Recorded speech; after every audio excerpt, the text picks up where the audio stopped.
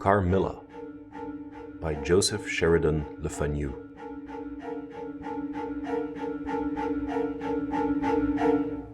Upon a paper attached to the narrative which follows, Dr. Hesselius has written a rather elaborate note which he accompanies with a reference to his essay on the strange subject which the message illuminates. This mysterious subject he treats in that essay with his usual learning and acumen, and with remarkable directness and condensation. It will form but one volume of the series of that extraordinary man's collected papers. As I publish the case in this volume simply to interest the laity, I shall forestall the intelligent lady who relates it in nothing, and after due consideration I have determined therefore to abstain from presenting any précis of the learned doctor's reasoning, or extract from his statement on a subject which he describes as involving, not improbably, some of the profoundest arcana of our dual existence and its intermediates.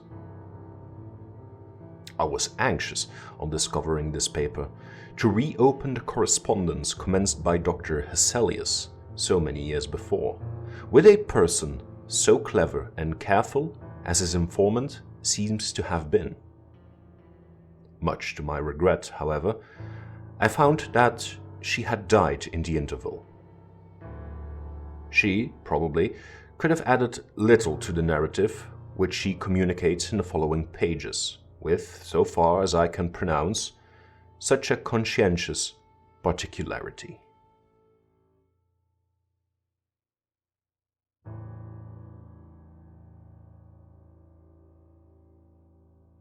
In Styria, we, though by no means magnificent people, inhabit a castle or schloss.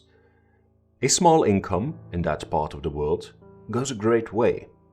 800 or 900 a year does wonders. Scantily enough ours would have answered among wealthy people at home.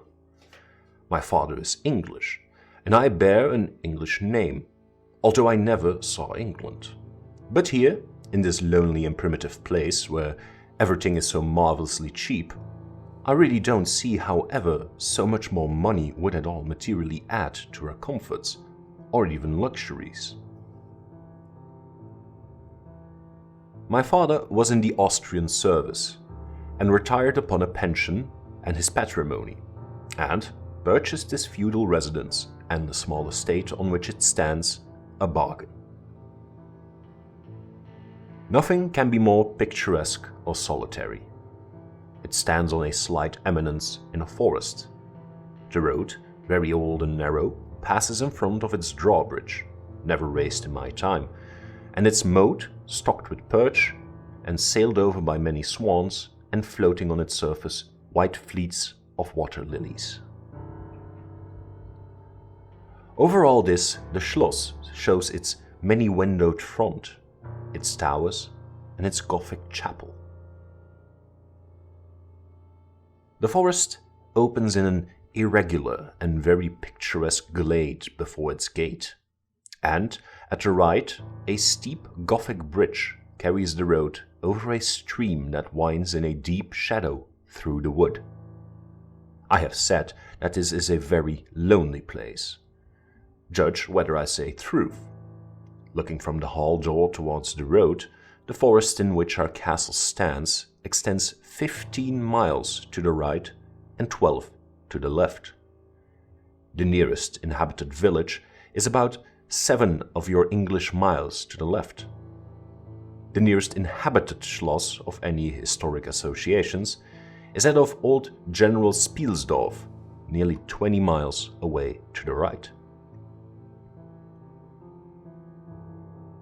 I have said the nearest inhabited village, because there is, only 3 miles westward, that is to say in the direction of General Spielsdorf Schloss, a ruined village, with its quaint little church, now roofless, in the aisle of which are the mouldering tombs of the proud family of Karnstein, now extinct, who once owned the equally desolate chateau, which, in the thick of the forest, overlooks the silent ruins of the town. Respecting the cause of the desertion of this striking and melancholy spot, there is a legend which I shall relate to you another time. I must tell you now how very small is the party who constitute the inhabitants of our castle. I don't include servants, or those dependents who occupy rooms in the buildings attached to the Schloss. Listen and wonder. My father, who is the kindest man on earth, but growing old, and I, at the date of my story, only 19. 8 years have passed since then. I and my father constituted the family at the Schloss. My mother, a Styrian lady, died in my infancy, but I had a good-natured governess who had been with me from, I might almost say, my infancy. I could not remember the time when her fat, benignant face was not a familiar picture in my memory.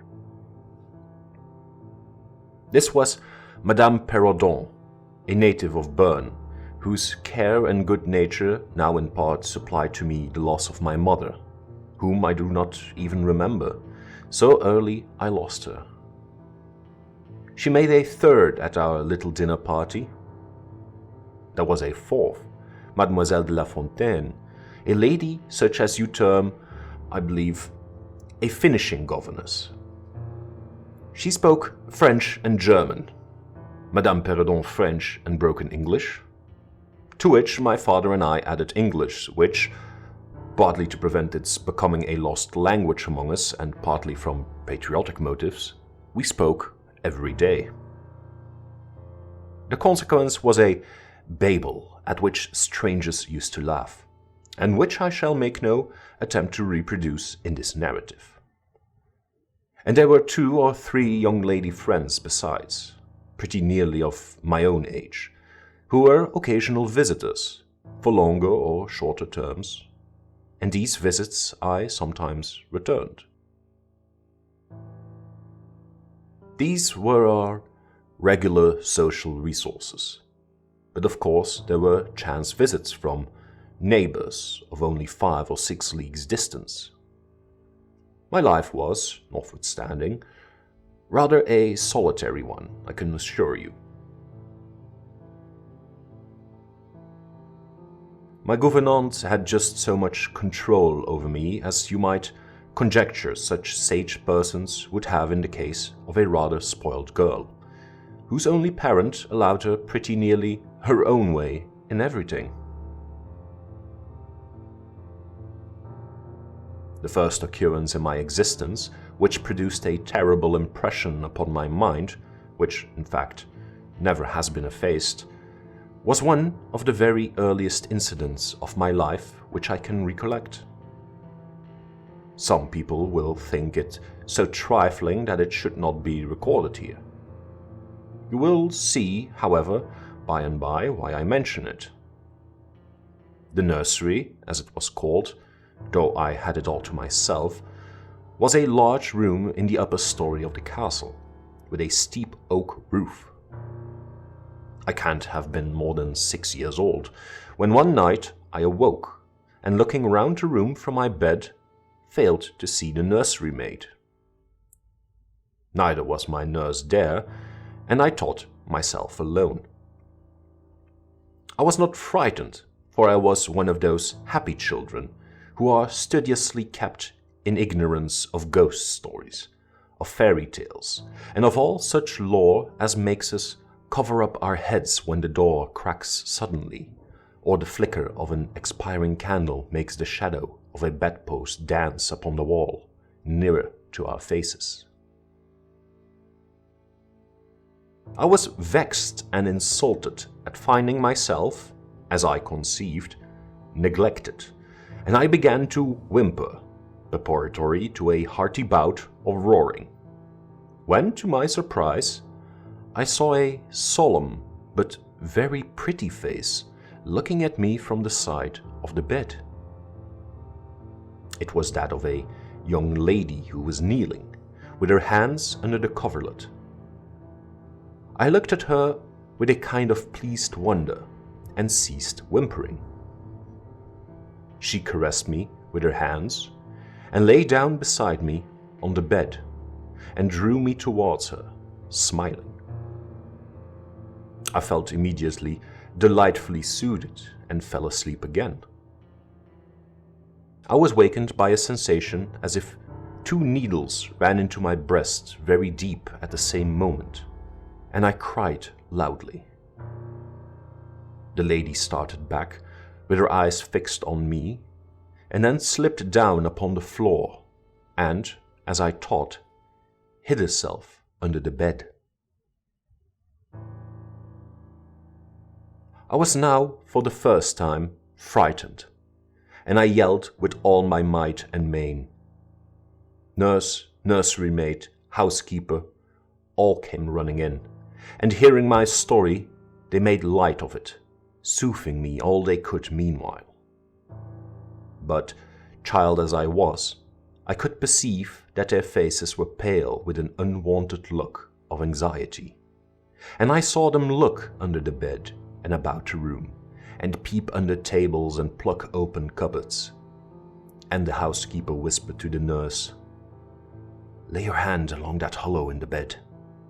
Someone did lie there, so sure as you did not, the place is still warm." I remember the nursery maid petting me, and all 3 examining my chest, where I told them I felt a puncture, and pronouncing that there was no sign visible that any such thing had happened to me. The housekeeper and the 2 other servants who were in charge of the nursery remained sitting up all night, and from that time a servant always sat up in the nursery until I was about 14. I was very nervous for a long time after this. A doctor was called in. He was pallid and elderly.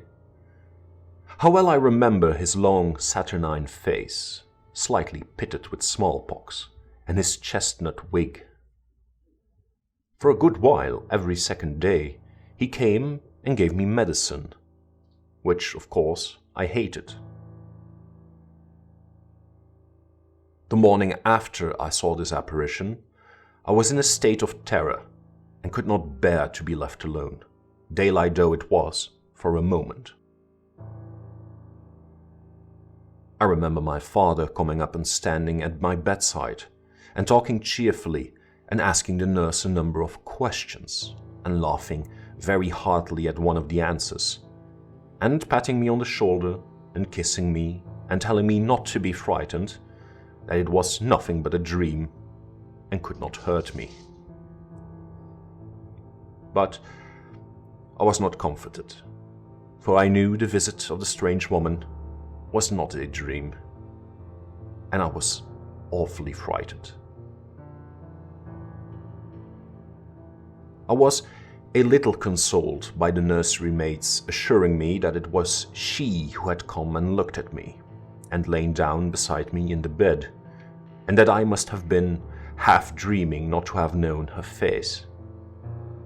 But this, though supported by the nurse, did not quite satisfy me.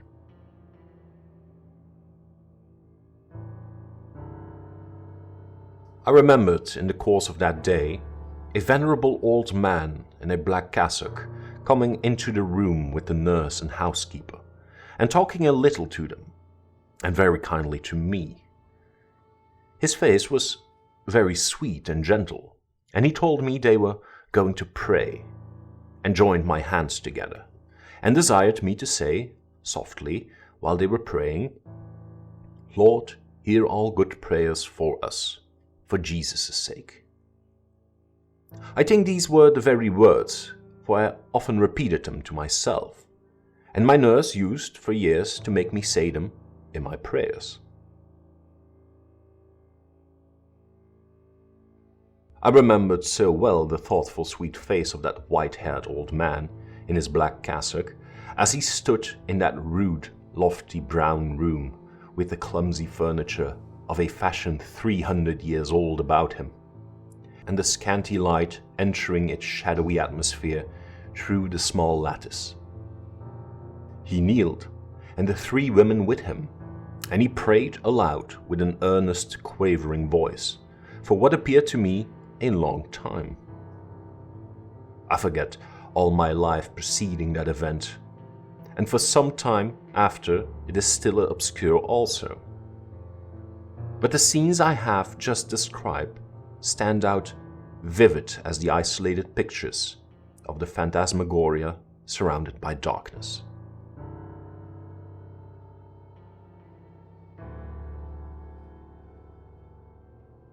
I am now going to tell you something so strange that it will require all your faith in my veracity to believe my story. It is not only true, nevertheless, but truth of which I have been an eyewitness.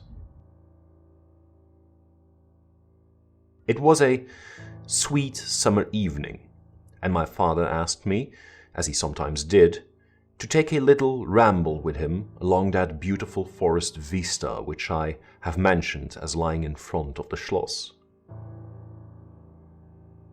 General Spielsdorf cannot come to us so soon as I had hoped, said my father, as we pursued our walk. He was to have paid us a visit of some weeks, and we had expected his arrival next day. He was to have brought with him a young lady, his niece and ward, Mademoiselle Reinfeldt, whom I had never seen, but whom I had heard described as a very charming girl, and in whose society I had promised myself many happy days. I was more disappointed than a young lady living in a town or a bustling neighborhood can possibly imagine. This visit, and the new acquaintance it promised, had furnished my daydream for many weeks. "And how soon does he come?" I asked. "Not till autumn. Not for 2 months, I dare say," he answered. "And I am very glad now, dear, that you never knew Mademoiselle Reinfeldt." "And why?" I asked, both mortified and curious. "Because the poor young lady is dead," he replied. "I quite forgot I had not told you, but you were not in the room when I received the General's letter this evening." I was very much shocked. General Spielsdorf had mentioned in his first letter, 6 or 7 weeks before, that she was not so well as he would wish her, but there was nothing to suggest the remotest suspicion of danger. "Here is the General's letter," he said, handing it to me. "I am afraid he is in great affliction. The letter appears to me to have been written very nearly in distraction." We sat down on a rude bench under a group of magnificent lime trees. The sun was setting with all its melancholy splendor behind the sylvan horizon, and the stream that flows beside our home and passes under the steep old bridge I have mentioned wound through many a group of noble trees, almost at our feet, reflecting in its current the fading crimson of the sky. General Spielsdorf's letter was so extraordinary, so vehement, and in some places so self-contradictory, that I read it twice over. The second time aloud to my father, and was still unable to account for it, except by supposing that grief had unsettled his mind. It said, "I have lost my darling daughter, for as such I loved her. During the last days of dear Bertha's illness, I was not able to write to you. Before then I had no idea of her danger. I have lost her, and now learn all too late. She died in the peace of innocence, and in the glorious hope of a blessed futurity. The fiend who betrayed our infatuated hospitality has done it all. I thought I was receiving into my house innocence, gaiety, a charming companion for my lost Bertha. Heavens, what a fool I have been. I thank God my child died without a suspicion of the cause of her sufferings. She is gone without so much as conjecturing the nature of her illness and the accursed passion of the agent of all this misery. I devote my remaining days to tracking and extinguishing a monster. I am told I may hope to accomplish my righteous and merciful purpose. At present, there is scarcely a gleam of light to guide me. I curse my conceited incredulity, my despicable affectation of superiority, my blindness, my obstinacy, all too late. I cannot write or talk collectedly now. I am distracted. So soon as I shall have a little recovered, I mean to devote myself for a time to inquiry, which may possibly lead me as far as Vienna. Sometime in the autumn, 2 months hence, or earlier if I live, I will see you. That is, if you permit me. I will then tell you all that I scarce dare put upon paper now. Farewell. Pray for me, dear friend. In these terms ended this strange letter. Though I had never seen Bertha Reinfeldt, my eyes filled with tears at the sudden intelligence. I was startled, as well as profoundly disappointed. The sun had now set, and it was twilight by the time I had returned the general's letter to my father. It was a soft, clear evening, and we loitered, speculating upon the possible meanings of the violent and incoherent sentences which I had just been reading. We had nearly a mile to walk before reaching the road that passes the Schloss in front, and by that time the moon was shining brilliantly. At the drawbridge we met Madame Perrodon and Mademoiselle de La Fontaine, who had come out without their bonnets to enjoy the exquisite moonlight. We heard their voices gabbling in animated dialogue as we approached. We joined them at the drawbridge and turned about to admire with them the beautiful scene. The glade through which we had just walked lay before us. At our left, the narrow road wound away under clumps of lordly trees, and was lost to sight amid the thickening forest.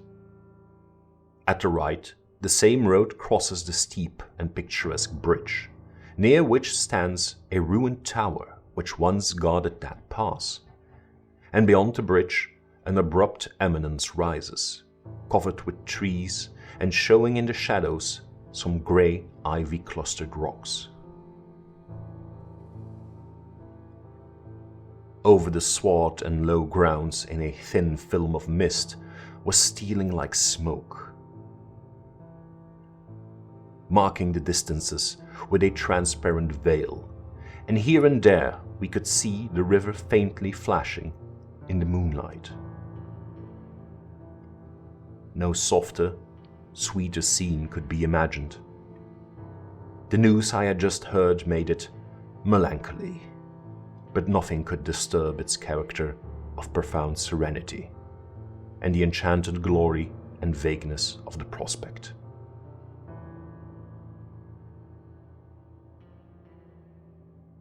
My father, who enjoyed the picturesque, and I, stood looking in silence over the expanse beneath us. The two good governesses, standing a little way behind us, discoursed upon the scene, and were eloquent upon the moon. Madame Perrodon was fat, middle-aged, and romantic, and talked and sighed poetically. Mademoiselle de La Fontaine, in right of a father who was a German, assumed to be psychological, metaphysical, and something of a mystic, now declared that when the moon shone with a light so intense, it was well known that it indicated a special spiritual activity. The effect of the full moon in such a state of brilliancy was manifold. It acted on dreams, it acted on lunacy, it acted on nervous people, it had marvelous physical influences connected with life.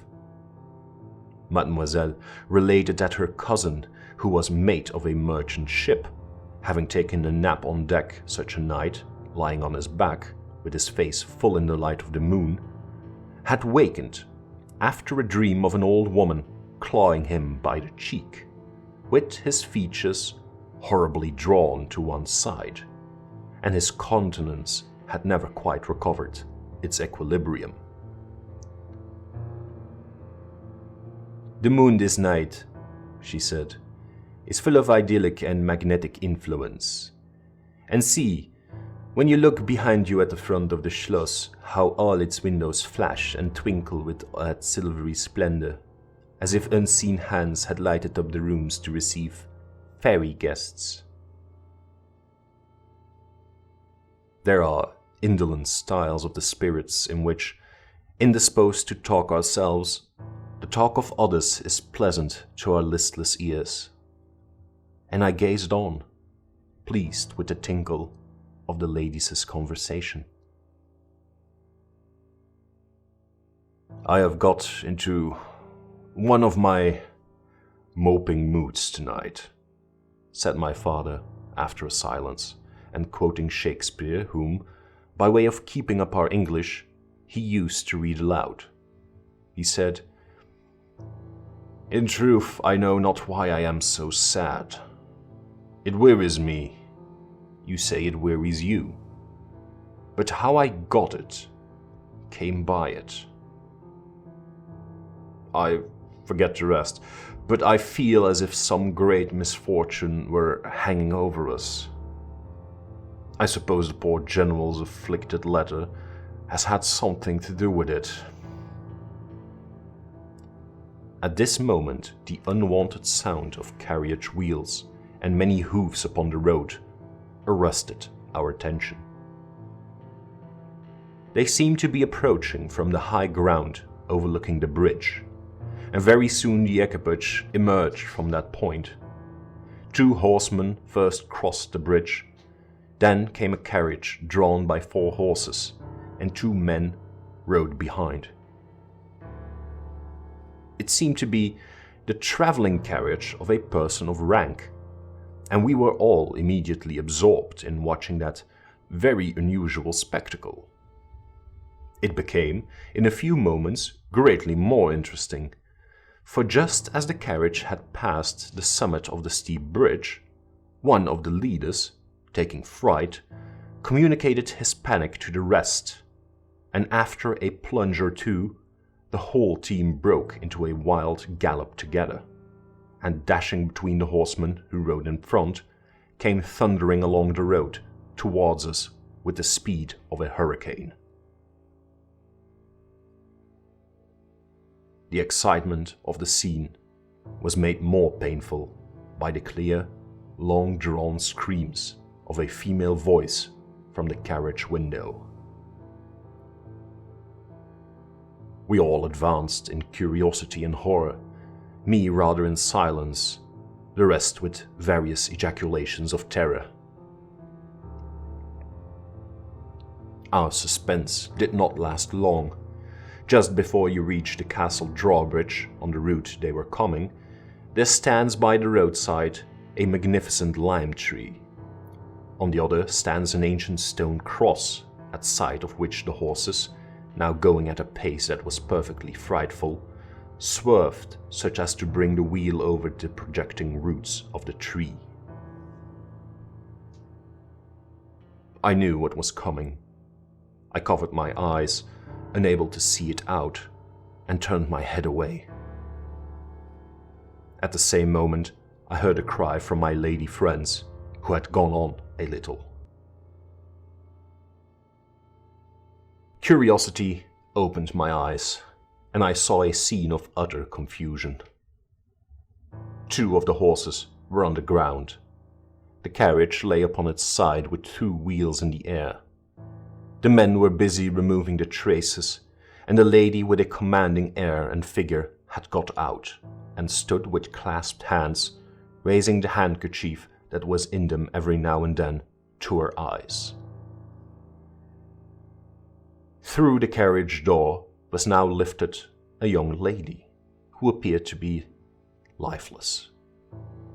My dear old father was already beside the elderly lady, with his head in his hand, evidently tendering his aid and the resources of his schloss. The lady did not appear to hear him, or to have eyes for anything but the slender girl who was being placed against the slope of the bank. I approached. The young lady was apparently stunned, but she was certainly not dead.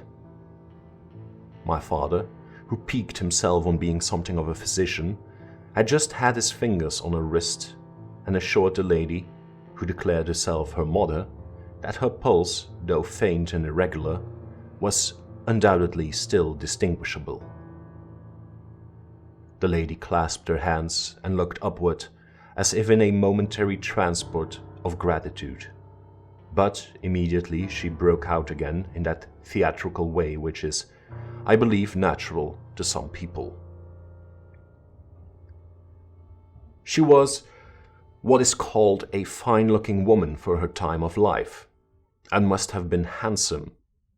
She was tall, but not thin, and dressed in black velvet, and looked rather pale, but with a proud and commanding countenance, though now agitated strangely. "Who was ever being so born to calamity?" I heard her say with clasped hands as I came up. "Here I am, on a journey of life and death, in prosecuting which to lose an hour is possibly to lose all. My child will not have recovered sufficiently to resume her route for who can say how long. I must leave her. I cannot, dare not delay. How far on, sir, can you tell, is the nearest village? I must leave her there, and shall not see my darling, or even hear of her till my return 3 months hence." I plucked my father by the coat and whispered earnestly in his ear, "Oh, Papa, pray ask her to let us stay with us. It would be so delightful. Do, pray." "If Madame will entrust her child to the care of my daughter, and of her good gouvernante, Madame Perrodon, and permit her to remain as our guest under my charge until her return, it will confer a distinction and an obligation upon us, and we shall treat her with all the care and devotion which so sacred a trust deserves." "I cannot do that, sir. It would be to task your kindness and chivalry too cruelly," said the lady distractedly. "It would, on the contrary, be to confer on us a very great kindness at the moment when we most need it. My daughter has just been disappointed by a cruel misfortune, in a visit from which she had long anticipated a great deal of happiness. If you confide this young lady to our care, it will be her best consolation. The nearest village on your route is distant, and affords no such inn as you could think of placing your daughter at. You cannot allow her to continue her journey for any considerable distance without danger. If, as you say, you cannot suspend your journey, you must part with her tonight, and nowhere could you do so with more honest assurances of care and tenderness than here." There was something in this lady's air and appearance so distinguished and even imposing, and in her manner so engaging as to impress one, quite apart from dignity of her equipage, with a conviction that she was a person of consequence. By this time, the carriage was replaced in its upright position, and the horses, quite tractable, in the traces again. The lady threw on her daughter a glance which I fancied was not quite so affectionate as one might have anticipated from the beginning of the scene. Then she beckoned slightly to my father and withdrew 2 or 3 steps with him out of hearing, and talked to him with a fixed and stern countenance, not at all like that with which she had hitherto spoken. I was filled with wonder that my father did not seem to perceive the change, and also unspeakably curious to learn what it could be that she was speaking, almost in his ears, with so much earnestness and rapidity. 2 or 3 minutes at most, I think, she remained thus employed. Then she turned, and a few steps brought her to where her daughter lay, supported by Madame Perrodon. She kneeled beside her for a moment and whispered, as Madame supposed, a little benediction in her ear. Then, hastily kissing her, she stepped into her carriage. The door was closed. The footmen in stately liveries jumped up behind. The outriders spurred on. The postilions cracked their whips. The horses plunged and broke suddenly into a furious canter that threatened soon again to become a gallop. And the carriage whirled away, followed at the same rapid pace by the 2 horsemen in the rear.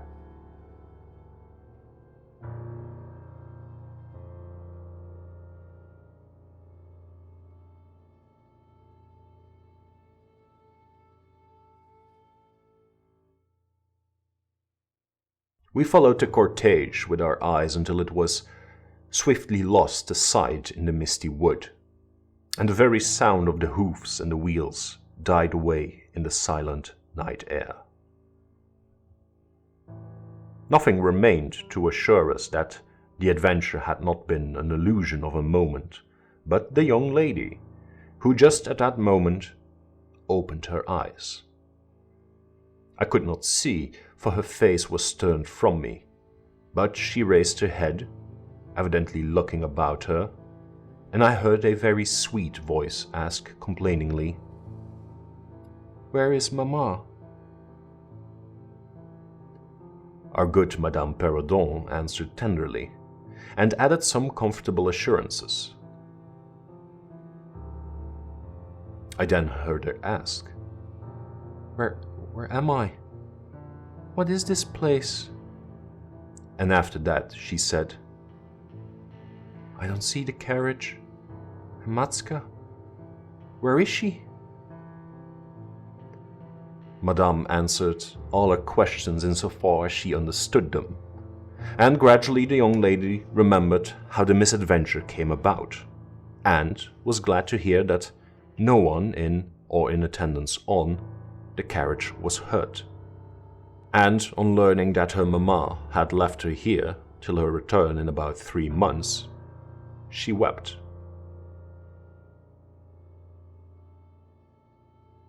I was going to add my consolations to those of Madame Perrodon, when Mademoiselle de la Fontaine placed her hand upon my arm, saying, "Don't approach.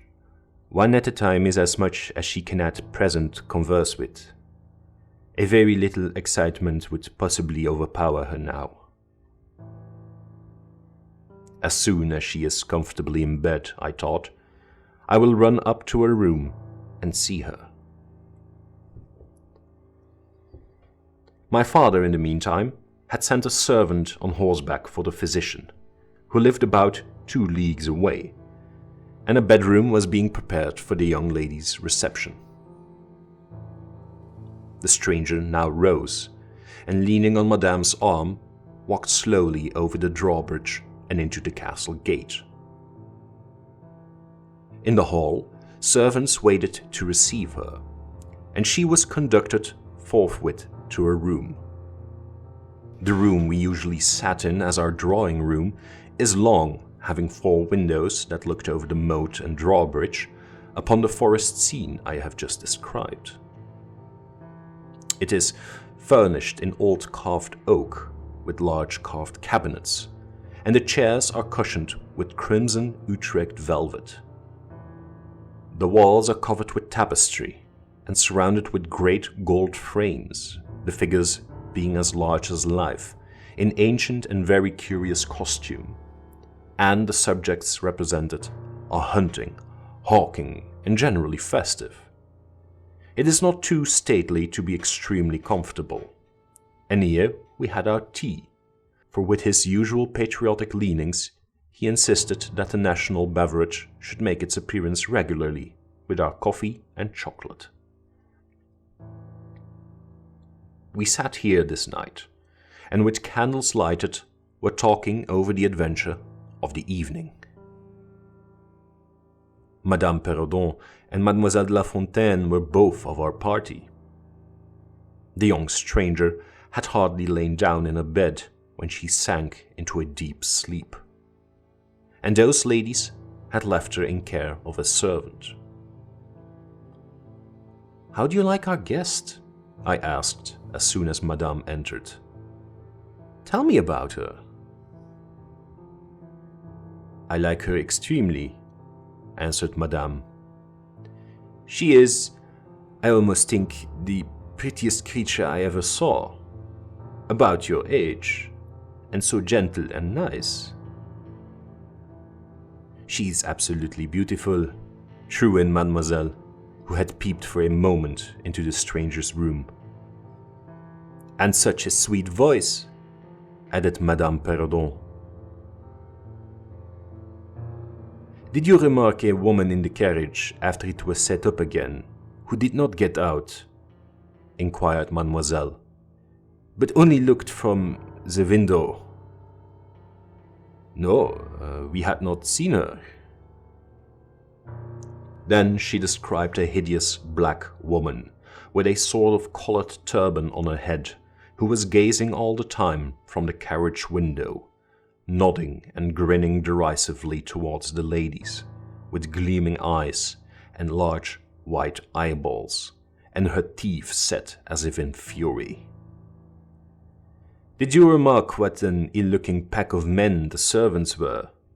asked Madame. "Yes," said my father, who had just come in. "Ugly, hangdog-looking fellows as I ever beheld in my life. I hope they mayn't rob the poor lady in the forest. They are clever rogues, however. They got everything to rights in a minute." "I dare say they are worn out with too long travelling," said Madame. "Beside looking wicked, their faces were so strangely lean and dark and sullen. I am very curious, I own, but I dare to say the young lady will tell you all about it tomorrow, if she is sufficiently recovered." "I don't think she will," said my father, with a mysterious smile and a little nod of his head, as if he knew more about it than he cared to tell us. This made us all the more inquisitive as to what had passed between him and the lady in the black velvet in the brief but earnest interview that had immediately preceded her departure. We were scarcely alone when I entreated him to tell me. He did not need much pressing. "There is no particular reason why I should not tell you. She expressed a reluctance to trouble us with the care of her daughter, saying she was in delicate health, and nervous, but not subject to any kind of seizure. She volunteered that, not to any illusion, being in fact perfectly sane." "How very odd to say all that," I interpolated. "It was so unnecessary." "At all events it was said," he laughed, "and as you wish to know all that passed, which was indeed very little, I tell you. She then said, 'I am making a long journey of vital importance.' She emphasized the word, rapid and secret. I shall return for my child in 3 months. In the meantime, she will be silent as to who we are, whence we come, and whither we are traveling." That is all she said. She spoke very pure French. When she said the word secret, she paused for a few seconds, looking sternly, her eyes fixed on mine. I fancy she makes a great point of that. You saw how quickly she was gone. I hope I have not done a very foolish thing in taking charge of the young lady. For my part, I was delighted. I was longing to see and talk to her, and only waiting till the doctor should give me leave. You, who live in towns, can have no idea how great an event the introduction of a new friend is in such a solitude as surrounded us. The doctor did not arrive till nearly 1 o'clock.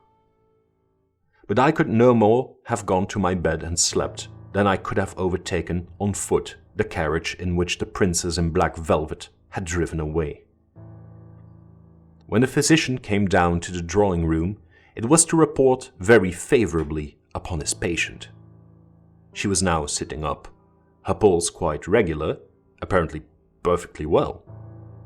She had sustained no injury, and the little shock to her nerves had passed away quite harmlessly. There could be no harm, certainly, in my seeing her, if we both wished it, and, with this permission, I sent forthwith to know whether she would allow me to visit her for a few minutes in her room. The servant returned immediately to say that she desired nothing more. You may be sure I was not long in availing myself of this permission. Our visitor lay in one of the handsomest rooms in the Schloss. It was perhaps a little stately. There was a somber piece of tapestry opposite the foot of the bed, representing Cleopatra with the asps to her bosom, and other solemn classic scenes were displayed, a little faded upon the other walls. But there was gold carving and rich and varied color enough in the other decorations of the room to more than redeem the gloom of the old tapestry. There were candles at the bedside. She was sitting up, her slender, pretty figure enveloped in the soft silk dressing gown, embroidered with flowers and lined with thick quilted silk, which her mother had thrown over her feet as she lay upon the ground. What was it that, as I reached the bedside and had just begun my little greeting, struck me dumb in a moment and made me recoil a step or two from before her? I will tell you. I saw the very face which had visited me in my childhood at night, which remained so fixed in my memory, and on which I had for so many years so often ruminated with horror, when no one suspected of what I was thinking. It was pretty, even beautiful, and when I first beheld it, wore the same melancholy expression.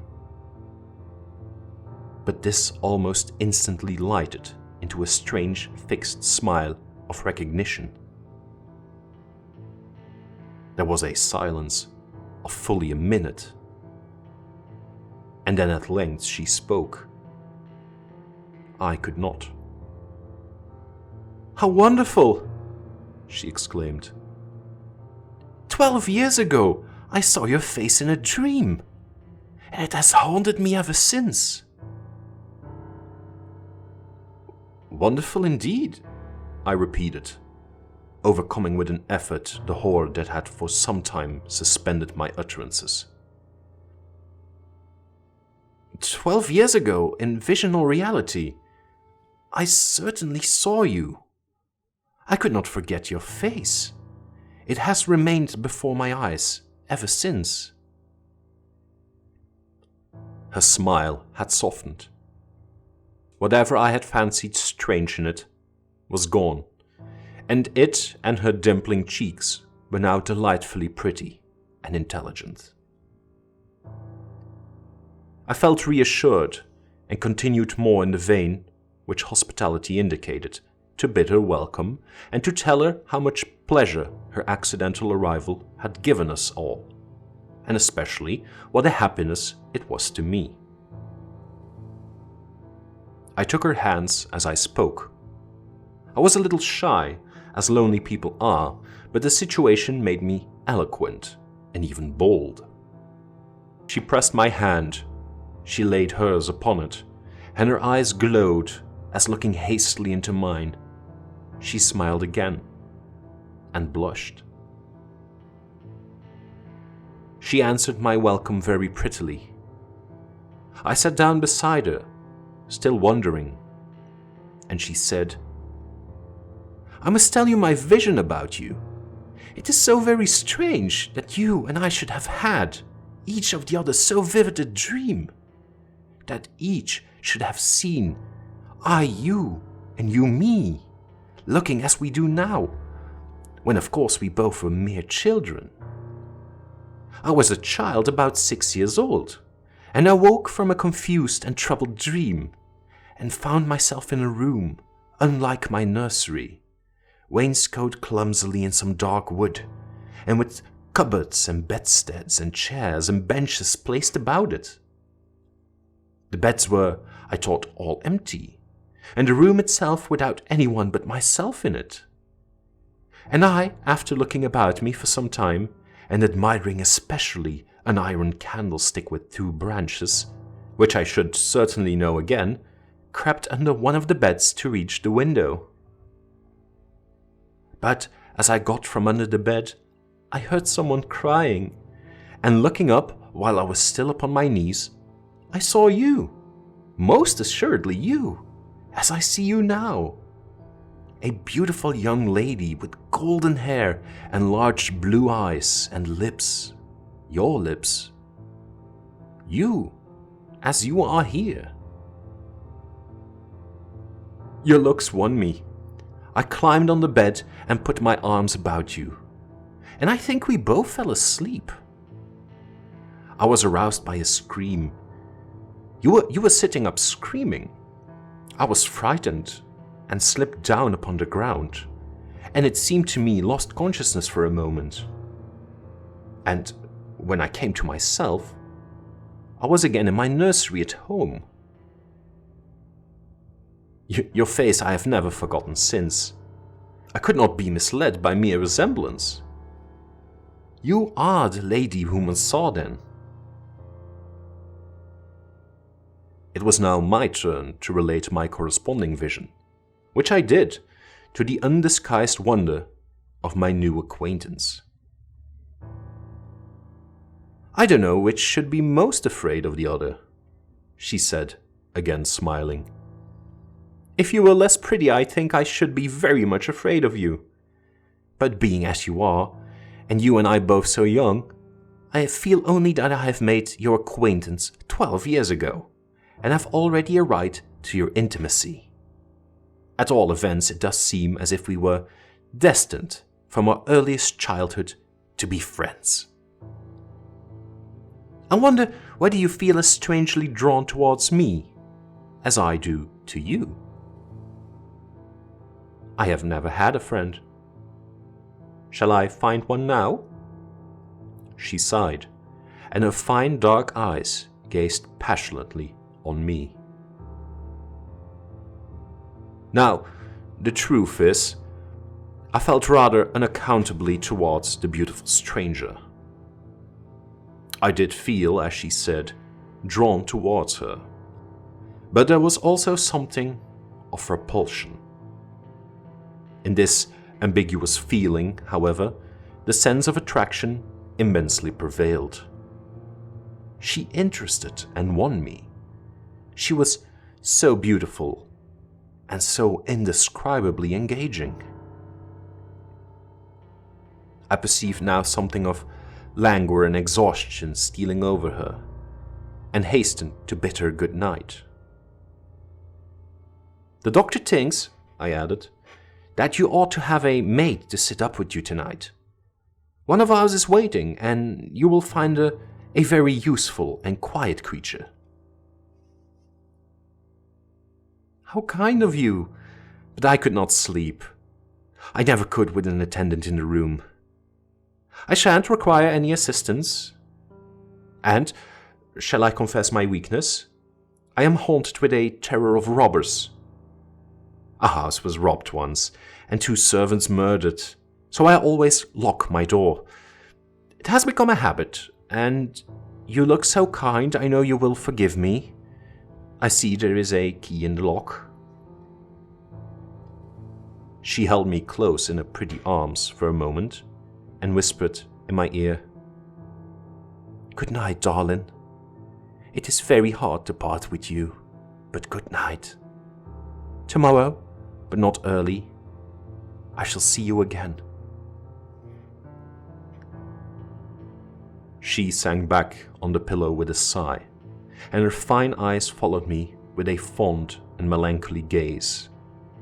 And she murmured again, "Good night, dear friend." Young people like, and even love, on impulse. I was flattered by the evident, though as yet undeserved, fondness she showed me. I liked the confidence with which she at once received me. She was determined that we should be very near friends. Next day came, and we met again. I was delighted with my companion, that is to say, in many respects. Her looks lost nothing in daylight. She was certainly the most beautiful creature I had ever seen, and the unpleasant remembrance of the face presented in my early dream had lost the effect of the first unexpected recognition. She confessed that she had experienced a similar shock on seeing me, and precisely the same faint antipathy that had mingled with my admiration of her. We now laughed together over our momentary horrors.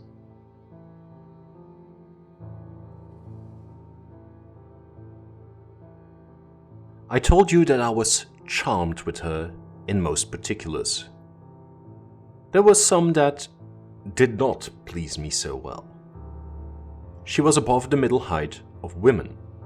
I shall begin by describing her. She was slender and wonderfully graceful, except that her movements were languid, very languid indeed.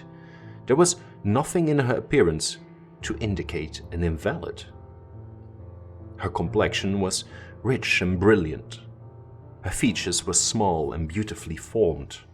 Her eyes large, dark and lustrous. Her hair was quite wonderful. I never saw hair so magnificently thick and long when it was down about her shoulders. I have often placed my hands under it and laughed with wonder at its weight.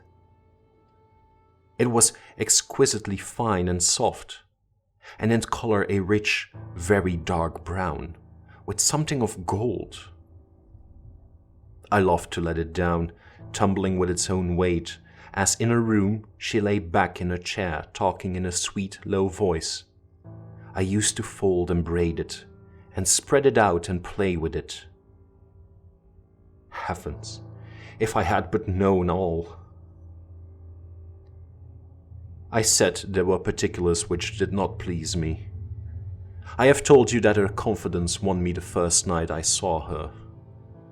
But I found that she exercised with respect to herself, her mother, her history, everything in fact connected with her life, plans and people, an ever-wakeful reserve.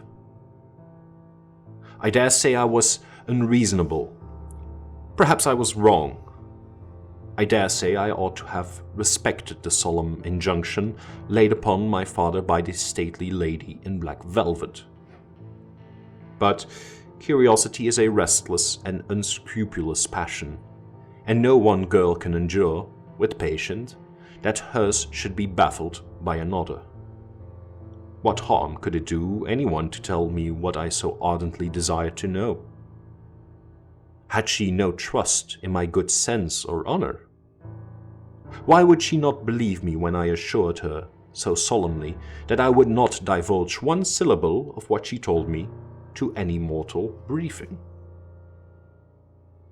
There was a coldness, it seemed to me, beyond years, in a smiling melancholy, persistent refusal to afford me the least ray of light.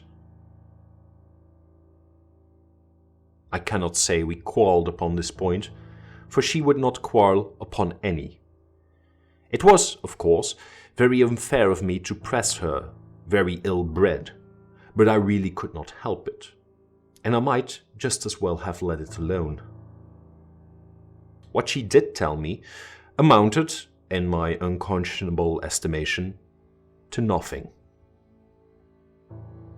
It was all summed up in 3 very vague disclosures. First, her name was Carmilla. Second, her family was very ancient and noble. Third, her home lay in the direction of the west.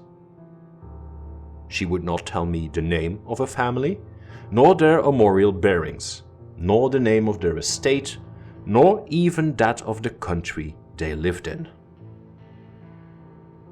You are not to suppose that I worried her incessantly on these subjects. I watched opportunity, and rather insinuated than urged my inquiries. Once or twice, indeed, I did attack her more directly. But no matter what my tactics, utter failure was invariably the result. Reproaches and caresses were all lost upon her. But I must add this, that her evasion was conducted with so pretty a melancholy and deprecation, with so many, and even passionate declarations of her liking for me and trust in my honor, and with so many promises that I should at least know all, that I could not find it in my heart long to be offended with her. She used to place her pretty arms about my neck, draw me to her, and laying her cheek to mine, murmur with her lips near to my ear, "Dearest, your little heart is wounded. Think me not cruel because I obey the irresistible law of my strength and weaknesses. If your dear heart is wounded, my wild heart bleeds with yours. In the rapture of my enormous humiliation, I live in your warm life, and you shall die, sweetly die, into mine. I cannot help it. As I draw near to you, you in your turn will draw near to others, and learn the rapture of that cruelty, which yet is love. So for a while, seek to know no more of me and mine, but trust me with all your loving spirit." And when she had spoken such a rhapsody, she would press me more closely in her trembling embrace, and her lips in soft kisses gently glow upon my cheek. Her agitations and her language were unintelligible to me. From these foolish embraces, which were not of very frequent occurrence, I must allow, I used to wish to extricate myself. But my energies seemed to fail me. Her murmured words sounded like a lullaby in my ear, and soothed my resistance into a trance from which I only seemed to recover myself when she withdrew her arms. In these mysterious moods, I did not like her. I experienced a strange tumultuous excitement that was pleasurable, ever and anon, mingled with a vague sense of fear and disgust. I had no distinct thoughts about her while such scenes lasted, but I was conscious of a love growing into adoration, and also of abhorrence. This I know is paradox, but I can make no other attempt to explain the feeling.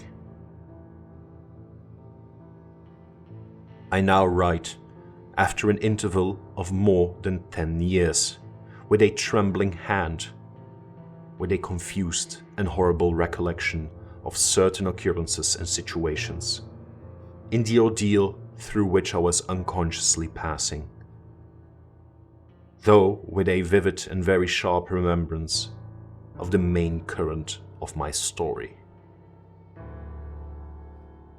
But I suspect in all lives there are certain emotional scenes, those in which our passions have been most wildly and terribly roused, that are of all others the most vaguely and dimly remembered.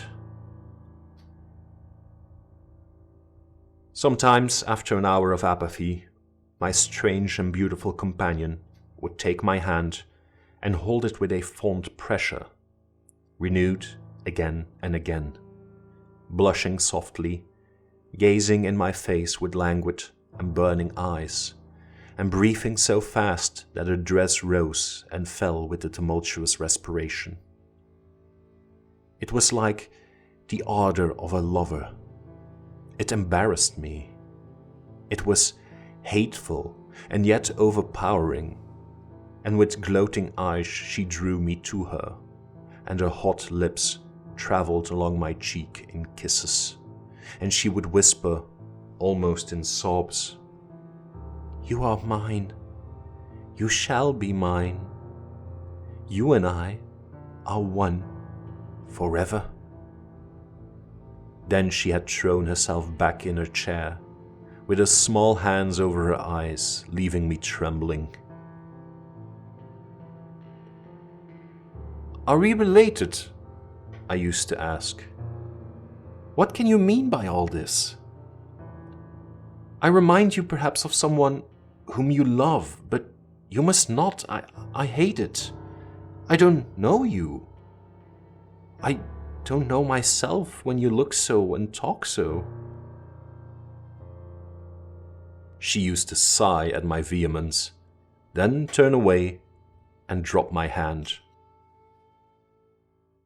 Respecting these very extraordinary manifestations, I strove in vain to form any satisfactory theory. I could not refer to them to affection or trick. I could not refer them to affectation or trick. It was unmistakably the momentary breaking out of suppressed instinct and emotion. Was she, notwithstanding her modest volunteered denial, subject to brief visitations of insanity?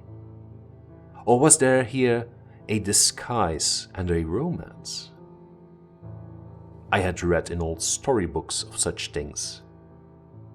What if a boyish lover had found his way into the house and sought to prosecute his suit in masquerade with the assistance of a clever old adventuress? But there were many things against this hypothesis, highly interesting as it was to my vanity. I could boast of no little attentions such as masculine gallantry delights to offer. Between these passionate moments there were long intervals of commonplace, of gaiety, of brooding melancholy, during which, except that I detected her eyes so full of melancholy fire, following me, at times I might have been as nothing to her. Except in these brief periods of mysterious excitement, her ways were girlish, and there was always a languor about her, quite incompatible with a masculine system in a state of health. In some respects, her habits were odd, perhaps not so singular in the opinion of a town lady like you, as they appeared to us rustic people. She used to come down very late, generally not till 1 o'clock. She would then take a cup of chocolate, but eat nothing. We then went out for a walk, which was a mere saunter, and she seemed, almost immediately, exhausted, and either returned to the schloss or sat on one of the benches that were placed, here and there, among the trees. This was a bodily languor in which her mind did not sympathize. She was always an animated talker, and very intelligent. She sometimes alluded for a moment to her own home, or mentioned an adventure or situation, or an early recollection which indicated a people of strange manners, and described customs of which we knew nothing. I gathered from these chance hints that her native country was much more remote than I had first fancied. As we sat thus one afternoon under the trees, a funeral passed us by. It was that of a pretty young girl, whom I had often seen, the daughter of one of the rangers of the forest. The poor man was walking behind the coffin of his darling. She was his only child, and he looked quite heartbroken. Peasants walking two and two came behind. They were singing a funeral hymn. I rose to mark my respect as they passed, and joined in the hymn they were very sweetly singing. My companion shook me a little roughly, and I turned, surprised. She said brusquely, "Don't you perceive how discordant that is?" "I think it's very sweet, on the contrary," I answered, vexed at the interruption, and very uncomfortable lest the people who composed the little procession should observe and resent what was passing. I resumed, therefore, instantly, and was again interrupted. "You pierce my ears," said Carmilla, almost angrily, and stopping her ears with her tiny fingers. "Besides, how can you tell that your religion and mine are the same?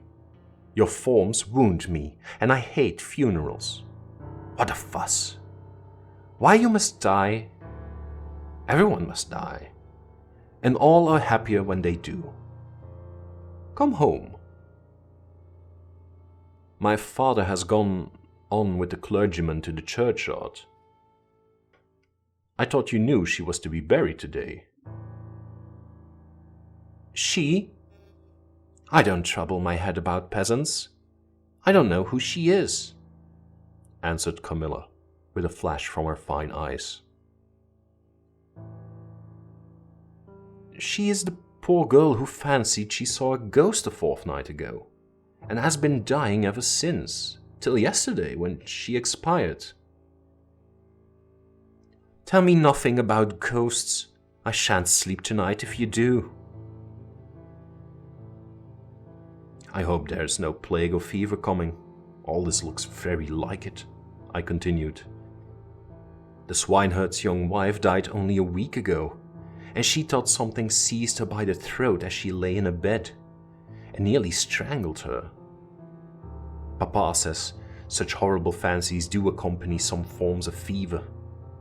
She was quite well the day before. She sank afterwards, and died before a week. Well, her funeral's over, I hope, and her hymn sung, and our ears shan't be tortured with that discordant jargon. It has made me nervous. Sit down here, beside me. Sit close. Hold my hand. Press it hard, harder." We had moved a little back, and had come to another seat. She sat down. Her face underwent a change that alarmed and even terrified me for a moment. It darkened and became horribly livid. Her teeth and hands were clenched, and she frowned and compressed her lips, while she stared down upon the ground at her feet, and trembled all over with a continued shudder as irrepressible as ague. All her energies seemed strained to suppress a fit with which she was then breathlessly tugging, and at length a low convulsive cry of suffering broke from her, and gradually the hysteria subsided. "There, "That comes of strangling people with hymns," she said at last. Hold me still. It is passing away." And so gradually it did, and perhaps to dissipate the somber impression which the spectacle had left upon me, she became unusually animated and chatty, and so we got home. This was the first time I had seen her exhibit any definable symptoms of that delicacy of health which her mother had spoken of. It was the first time also I had seen her exhibit anything like temper.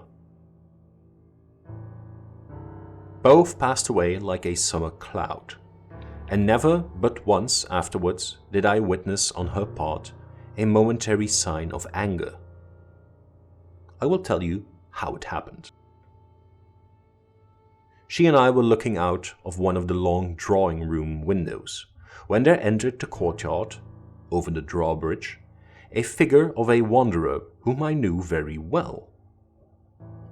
He used to visit the Schloss generally twice a year. It was the figure of a hunchback, with the sharp, lean features that generally accompany deformity. He wore a pointed black beard, and he was smiling from ear to ear, showing his white fangs.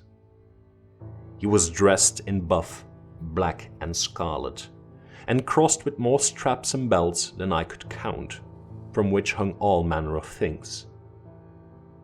Behind, he carried a magic lantern and 2 boxes, which I well knew, in one of which was a salamander, and in the other a mandrake.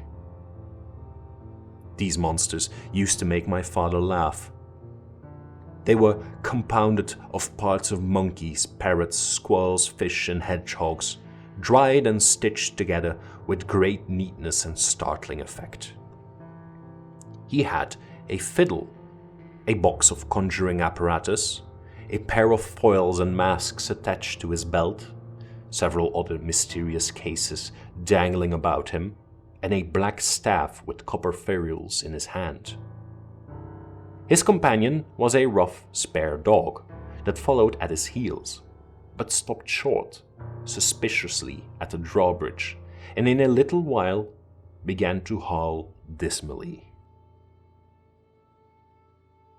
In the meantime, the mountebank, standing in the midst of the courtyard, raised his grotesque hat and made us a very ceremonious bow, paying his compliments very volubly in execrable French, and German not much better. Then, disengaging his fiddle, he began to scrape a lively air to which he sang with a merry discord, dancing with ludicrous airs and activity that made me laugh in spite of the dog's howling. Then he advanced to the window with many smiles and salutations, and his hat in his left hand, his fiddle under his arm, and with a fluency that never took breath, he gabbled a long advertisement of all his accomplishments, and the resources of the various arts which he placed at our service, and the curiosities and entertainments which it was in his power, at our bidding, to display. "Will your ladyships be pleased to buy an amulet against your peer, which is going like the wolf, I hear, through these woods?" he said, dropping his hat on the pavement. "They are dying of it right and left, and here's a charm that never fails. Only pin to the pillow, and you may laugh in his face."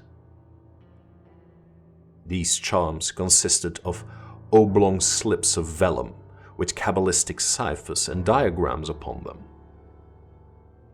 Carmilla instantly purchased one, and so did I. He was looking up, and we were smiling down upon him, amused. At least I can answer for myself. His piercing black eye, as he looked up in our faces, seemed to detect something that fixed for a moment his curiosity. In an instant, he unrolled a leather case full of all manner of odd little steel instruments. "See here, my lady," he said, displaying it and addressing me. "I profess, among other things, less useful, the art of dentistry." "Plague take that dog," he interpolated. "Silence, beast!" He howls so that your ladyship can scarcely hear a word. "Your noble friend, the young lady at your right, has the sharpest tooth. Long, thin, pointed, like an owl, like a needle. Ha ha! With my sharp and long sight, as I look up, I have seen it distinctly. Now, if it happens to hurt the young lady, and I think it must, here I am.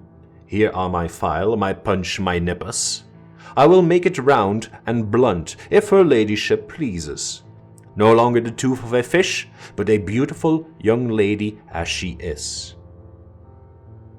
Hey, is the young lady displeased?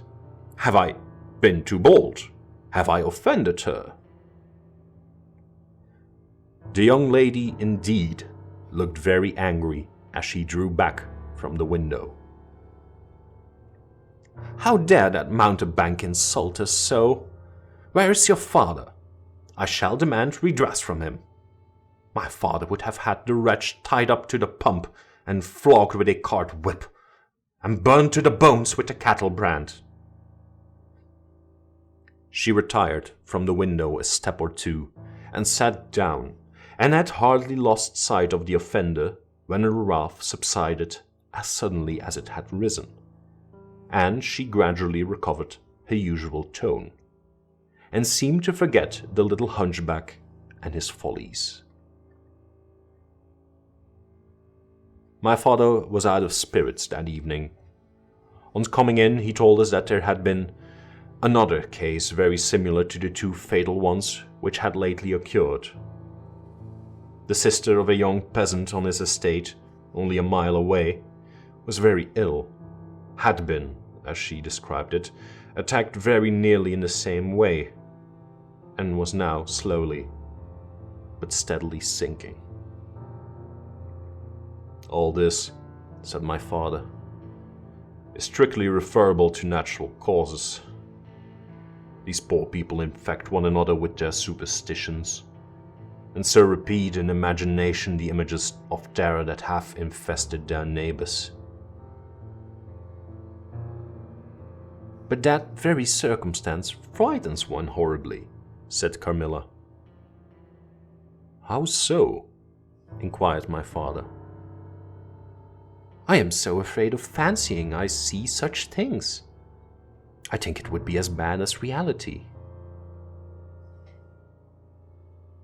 "We are in God's hands. Nothing can happen without His permission, and all will end well for those who love Him. He is our faithful Creator. He has made us all and will take care of us." "Creator, nature," said the young lady in answer to my gentle father. "And this disease that invades the country is natural. Nature. All things proceed from nature, don't they? All things in heaven, in the earth, and under the earth act and live as nature ordains." "I think so." "The doctor said he would come here today," said my father after a silence. "I want to know what he thinks about it, and what he thinks we had better do." "Doctors never did me any good," said Carmilla. Then you have been ill?" I asked. "More ill than ever you were," she answered. "Long ago?" "Yes, a long time. I suffered from this very illness, but I forget all but my pain and weakness, and they were not so bad as are suffered in other diseases." "You were very young then?"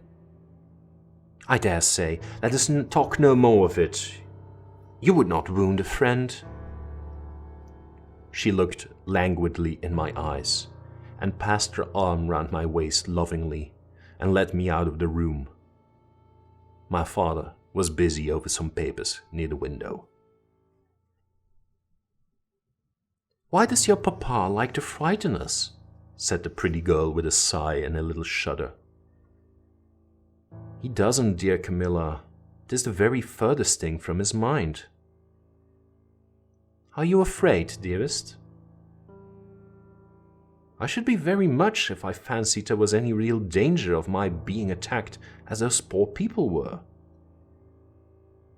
"You are afraid to die?" "Yes, everyone is."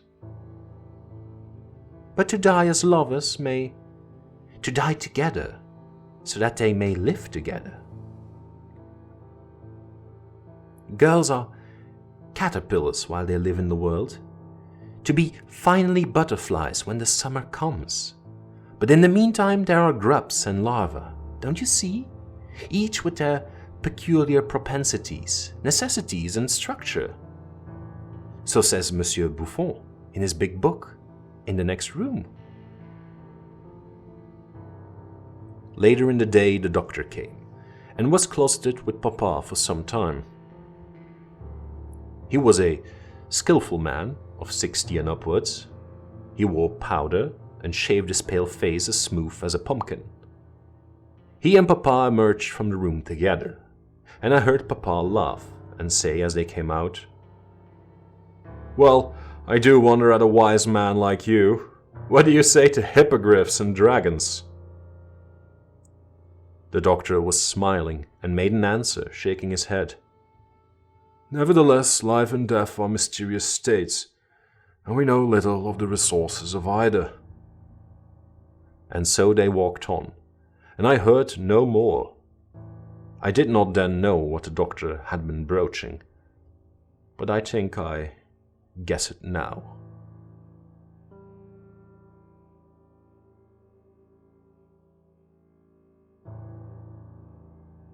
This evening there arrived from Graz the grave, dark-faced son of the picture cleaner, with a horse and cart laden with 2 large packing cases, having many pictures in each.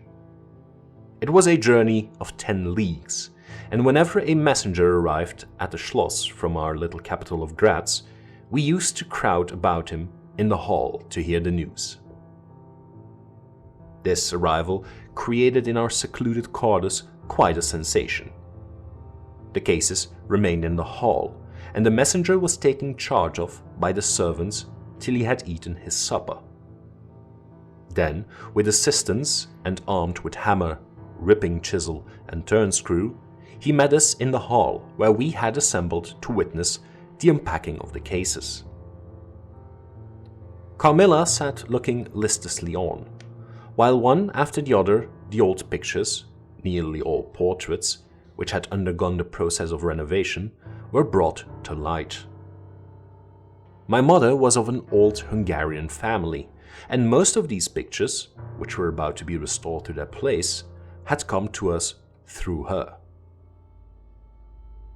My father had a list in his hand, from which he read, as the artist rummaged out the corresponding numbers. I don't know that the pictures were very good, but they were undoubtedly very old, and some of them very curious also. They had, for the most part, the merit of being now seen by me, I may say for the first time, for the smoke and dust of time had all but obliterated them. "There's a picture that I have not seen yet," said my father. "In one corner at the top of it is the name as well I could read, Marcia Karnstein, and the date 1698. And I am curious to see how it has turned out." I remembered it. It was a small picture, about 1.5 feet high and nearly square without a frame, but it was so blackened by age that I could not make it out. The artist now produced it, with evident pride. It was quite beautiful. It was startling. It seemed to live. And it was the effigy of Carmilla. "Carmilla, dear, here is an absolute miracle. Here you are, living, smiling, ready to speak in this picture. Isn't it beautiful, Papa? And see even the little mole on her throat." My father laughed and said, "Certainly it is a wonderful likeness." But he looked away, and to my surprise seemed but little struck by it, and went on talking to the picture cleaner, who was also something of an artist, and discoursed with high intelligence about the portraits or other works which his art had just brought into light and color, while I was more and more lost in wonder the more I looked at the picture. "Will you let me hang this picture in my room, Papa?" I asked. "Certainly, dear," said he, smiling. "I'm very glad you think it's so like. It must be prettier even than I thought it, if it is." The young lady did not acknowledge this pretty speech, did not seem to hear it. She was leaning back in her seat, her fine eyes under their long lashes gazing on me in contemplation, and she smiled in a kind of rapture. "And now you can read quite plainly the name that is written in the corner. It is not Marcia. It looks as if it was done in gold. The name is Mersala, Countess Karnstein, and this is a little coronet over and underneath AD 1698. I am descended from the Karnsteins. That is, Mamma was." "Ah," said the lady languidly, "so am I think. A very long descent, very ancient. Are there any Karnsteins living now?" "None who bear the name, I believe. The family were ruined, I believe, in some civil wars long ago. But the ruins of the castle are only about 3 miles away." "How interesting," she said languidly. "But see what beautiful moonlight." She glanced through the hall door, which stood a little open. "Suppose you could take a little ramble round the court and look down at the road and river." "It is so like the night you came to us," I said. She sighed, smiling. She rose, and each with her arm about the other's waist, we walked out upon the pavement.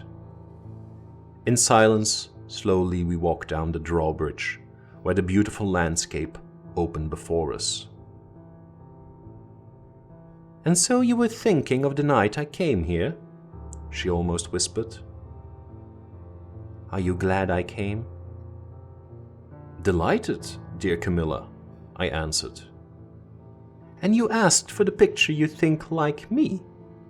To hang in your room?" she murmured with a sigh as she drew her arm closer about my waist and let her pretty head sink upon my shoulder. "How romantic you are, Carmilla," I said. "Whenever you tell me your story, it will be made up chiefly of some one great romance." She kissed me silently. I am sure, Carmilla, you have been in love, that there is at this moment an affair of the heart going on." "I have been in love with no one, and never shall," she whispered, "unless it should be with you." How beautiful she looked in the moonlight.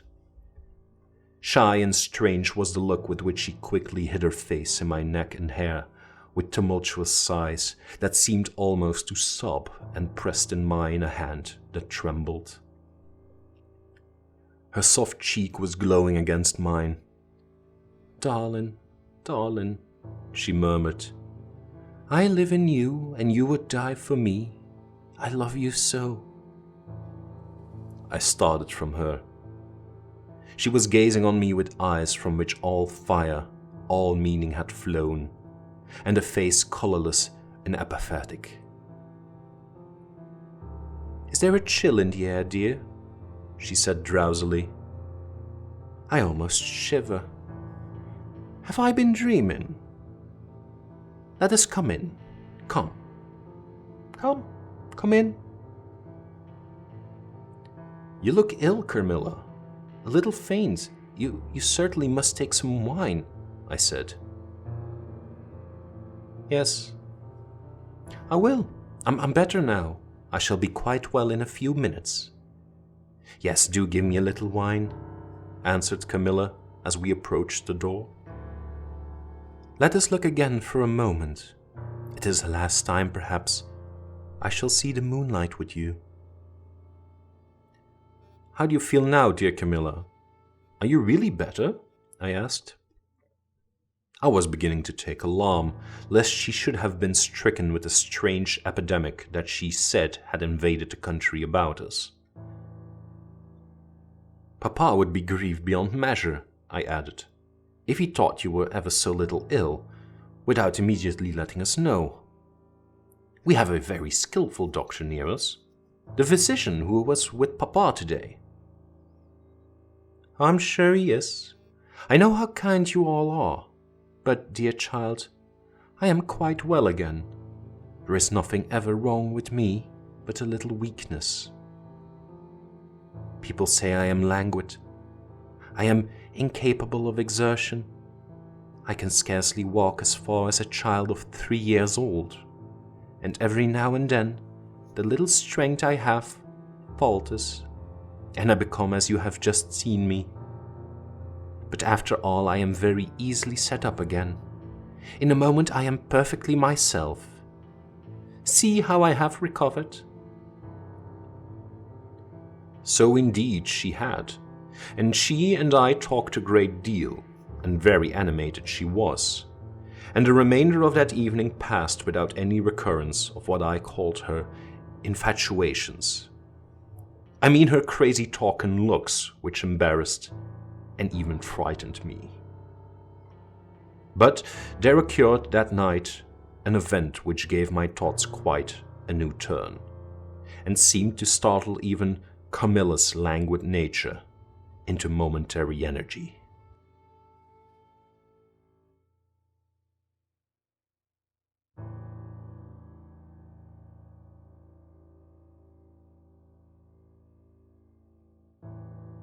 When we got into the drawing room and had sat down to take our coffee and chocolate, although Carmilla did not take any, she seemed quite herself again, and Madame and Mademoiselle La Fontaine joined us and made a little card party, in the course of which Papa came in for what he called his dish of tea. When the game was over, he sat down beside Carmilla on the sofa and asked her, a little anxiously, whether she had heard from her mother since her arrival. She answered no. He then asked whether she knew where a letter would reach her at present. "I cannot tell," she answered ambiguously, "but I have been thinking of leaving you. You have been already too hospitable and too kind to me. I have given you an infinity of trouble, and I should wish to take a carriage tomorrow and post in pursuit of her. I know where I shall ultimately find her, although I dare not tell you." "But you must not dream of such thing," exclaimed my father, to my great relief. "We can't afford to lose you so, and I won't consent to your leaving us except under the care of your mother, who was so good as to consent to your remaining with us till she should herself return. I should be quite happy if I knew that you heard from her. But this evening the accounts of the progress of the mysterious disease that has invaded our neighborhood grow even more alarming. And, my beautiful guest, I do feel the responsibility, unaided by advice from your mother, very much. But I shall do my best, and one thing is certain, that you must not think of leaving us without her distinct direction to that effect. We should suffer too much in parting from you to consent to it easily." "Thank you, sir, 1,000 times for your hospitality," she answered, smiling bashfully. "You have all been too kind to me. I have seldom been so happy in all my life before, as in your beautiful chateau, under your care and in the society of your dear daughter." So he gallantly, in his old-fashioned way, kissed her hand, smiling and pleased at her little speech. I accompanied Carmilla, as usual, to her room, and sat and chatted with her while she was preparing for bed. "Do you think," I said at length, "that you will ever confide fully in me?" She turned round smiling, but made no answer, only continued to smile on me. "You won't answer that," I said. "You can't answer pleasantly. I ought to not have asked you." "You were quite right to ask me that, or anything. You do not know how dear you are to me, or you could not think any confidence too great to look for.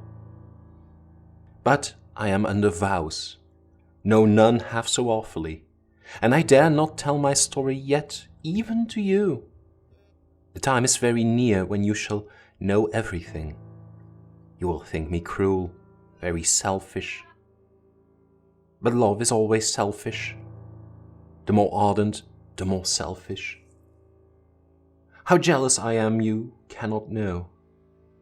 You must come with me, loving me to death, or else hate me and still come with me, and hating me through death and after.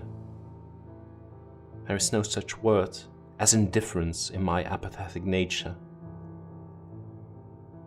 Now, Carmilla, you are going to talk your wild nonsense again," I said hastily. "Not I, silly little fool as I am, and full of whims and fancies. For your sake, I'll talk like a sage. Were you ever at a ball?" "No, how do you run on? What is it like? How charming it must be." "I almost forgot. It is years ago."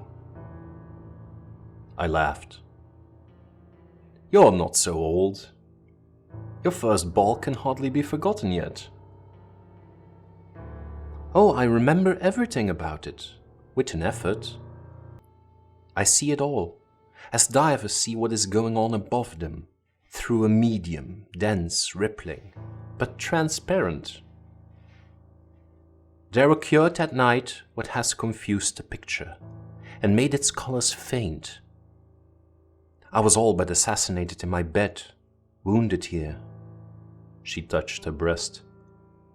"And never was the same since." "Were you near dying?" Yes, very. A cruel love, strange love, that would have taken my life. Love will have its sacrifices. No sacrifice without blood. Let us go to sleep now. I feel so lazy. How can I get up just now and lock my door?"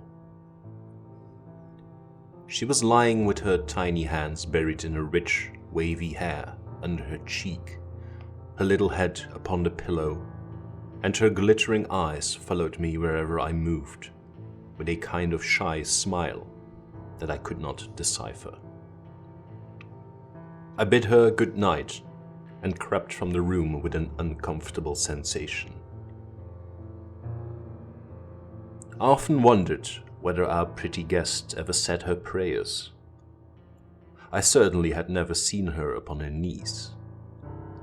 In the morning, she never came down until long after our family prayers were over, and at night she never left the drawing room to attend our brief evening prayers in the hall.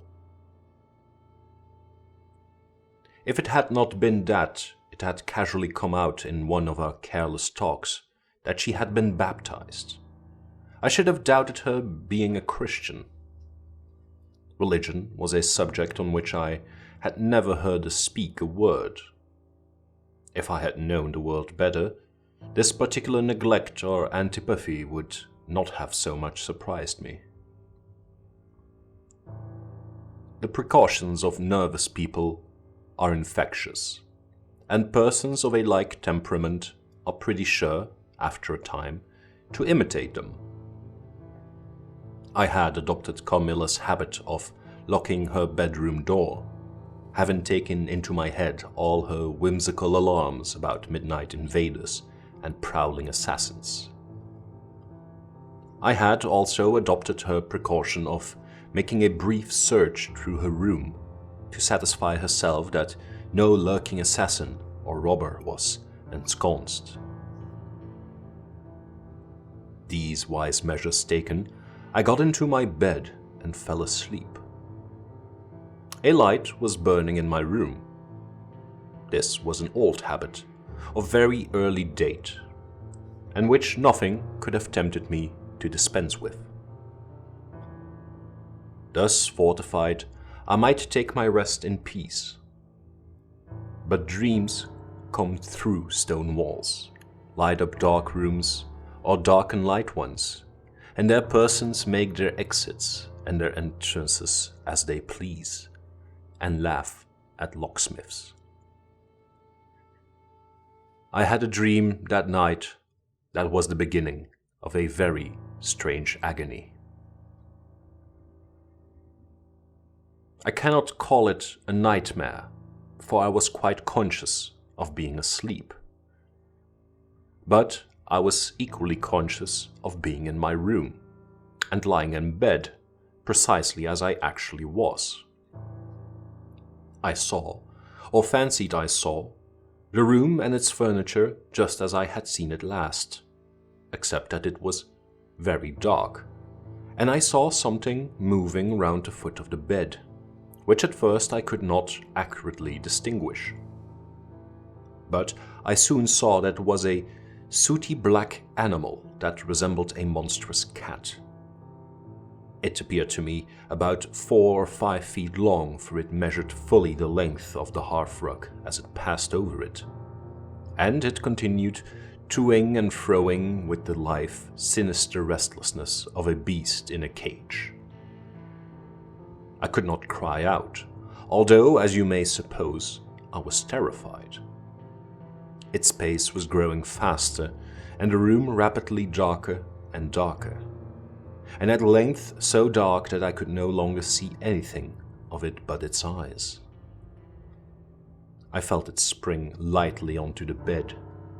The 2 broad eyes approached my face, and suddenly I felt a stinging pain as if 2 large needles darted an inch or 2 apart deep into my breast. I waked with a scream. The room was lighted by the candle that burned there all through the night, and I saw a female figure standing at the foot of the bed, a little at the right side. It was in a dark, loose dress, and its hair was down and covered its shoulders. A block of stone could not have been more still. There was not the slightest stir of respiration. As I stared at it, the figure appeared to have changed its place, and was now near the door. Then, close to it, the door opened, and it passed out. I was now relieved and able to breathe and move. My first thought was that Carmilla had been playing me a trick, and that I had forgotten to secure my door. I hastened to it, and found it locked as usual on the inside. I was afraid to open it. I was horrified. I sprang into my bed and covered my head up in the bedclothes, and lay there more dead than alive, till morning.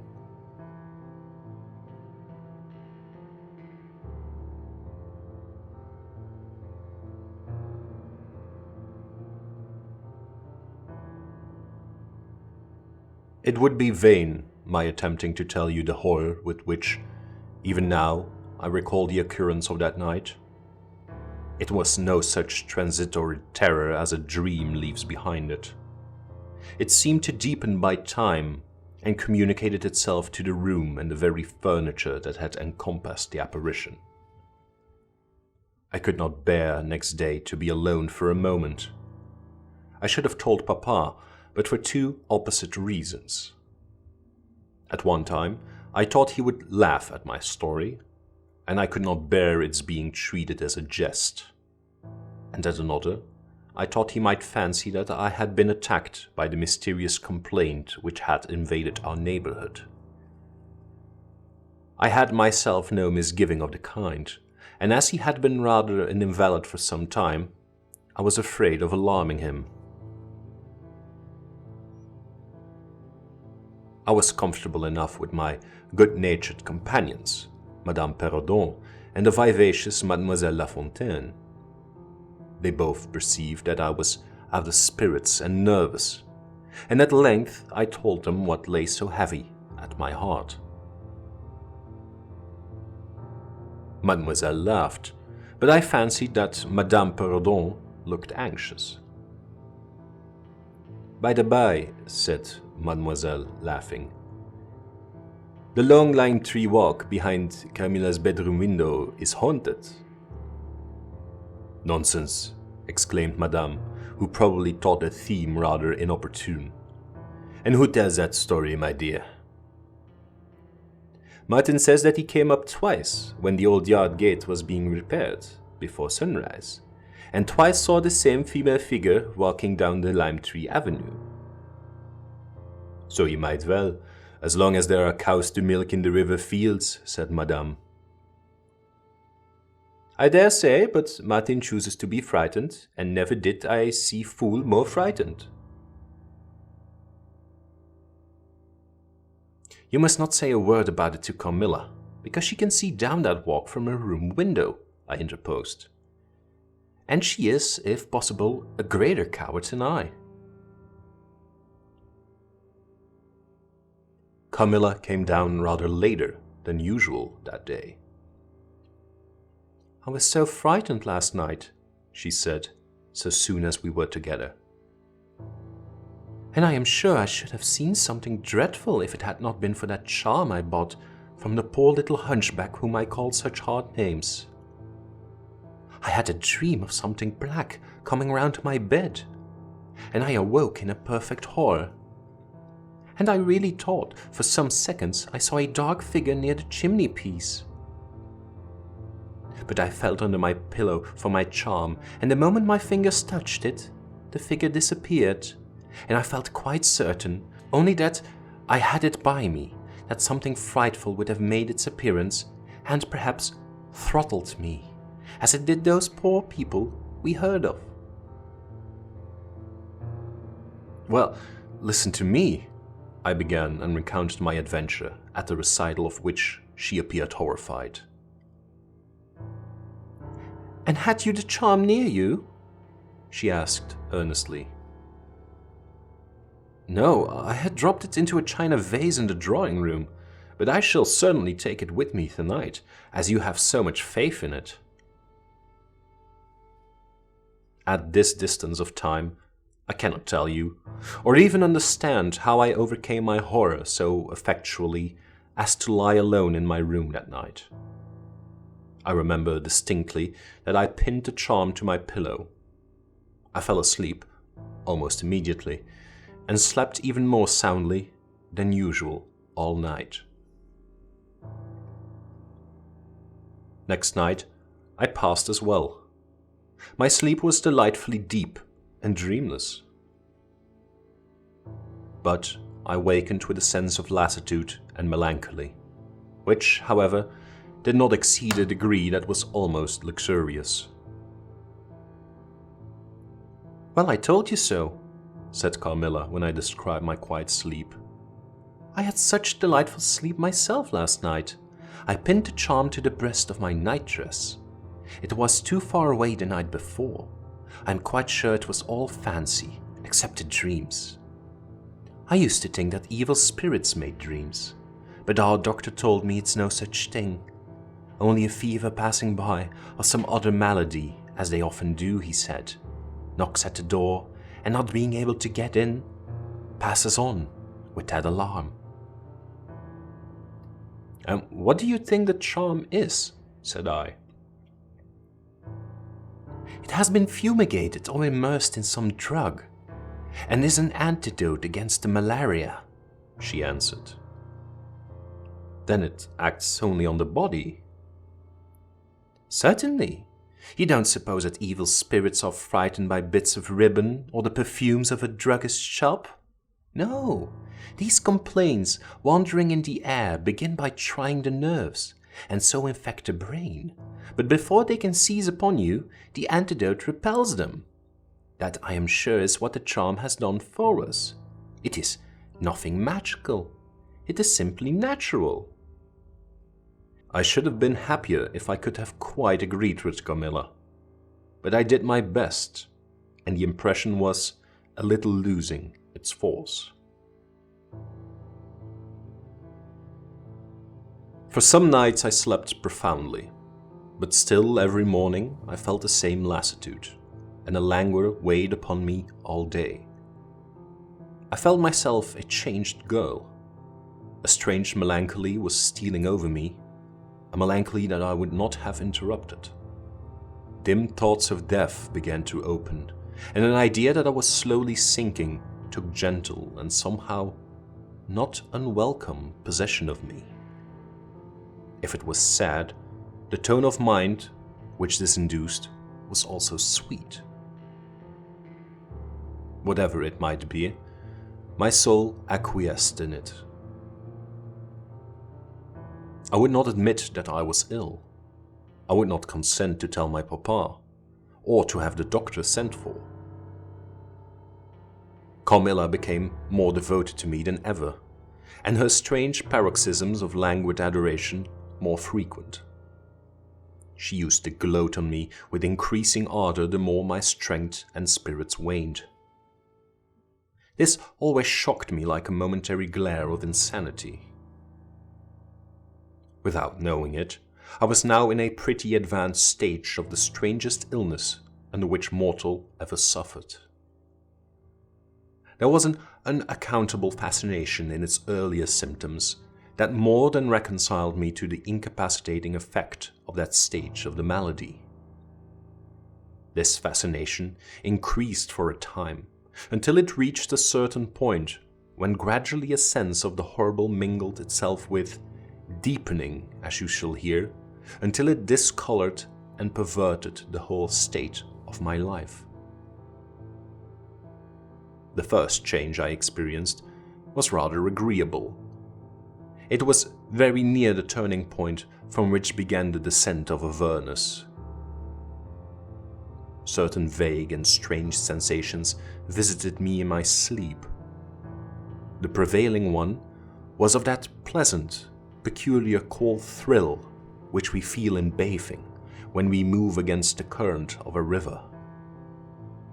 This was soon accompanied by dreams that seemed interminable and were so vague that I could never recollect their scenery and persons, or any one connected portion of their action.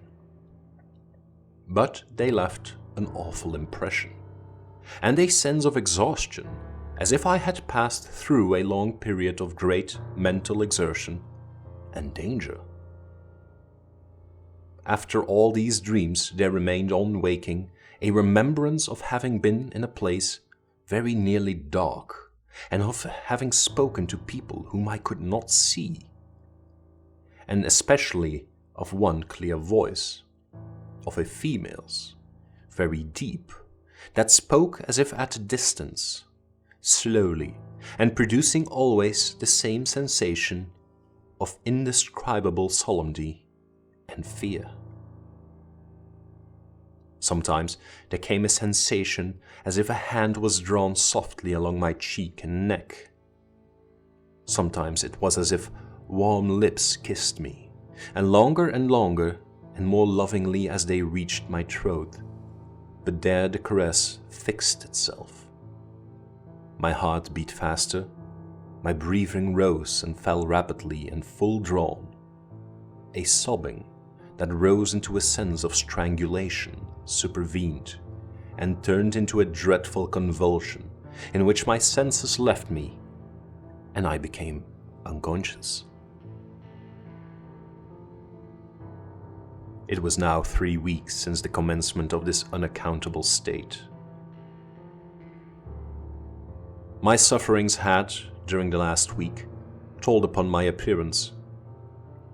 I had grown pale, My eyes were dilated and darkened underneath, and the languor which I had long felt began to display itself in my countenance. My father asked me often whether I was ill, but with an obstinacy which now seems to me unaccountable, I persisted in assuring him that I was quite well. In a sense, this was true. I had no pain. I could complain of no bodily derangement. My complaint seemed to be one of the imagination or the nerves, and, horrible as my sufferings were, I kept them, with a morbid reserve, very nearly to myself. It could not be that terrible complaint which the peasants called the opier, for I had now been suffering for 3 weeks, and they were seldom ill for much more than 3 days, when death put an end to their miseries. Carmilla complained of dreams and feverish sensations, but by no means of so alarming a kind as mine. I say that mine were extremely alarming. Had I been capable of comprehending my condition, I would have invoked aid and advice on my knees. The narcotic of an unsuspected influence was acting upon me, and my perceptions were benumbed. I am going to tell you now of a dream that led immediately to an odd discovery. One night, instead of the voice I was accustomed to hear in the dark, I heard one sweet and tender, and at the same time terrible, which said, "Your mother wants you to beware of the assassin." At the same time, a light unexpectedly sprang up, and I saw Carmilla standing near the foot of my bed, in her white nightdress, bathed from her chin to her feet in one great stain of blood.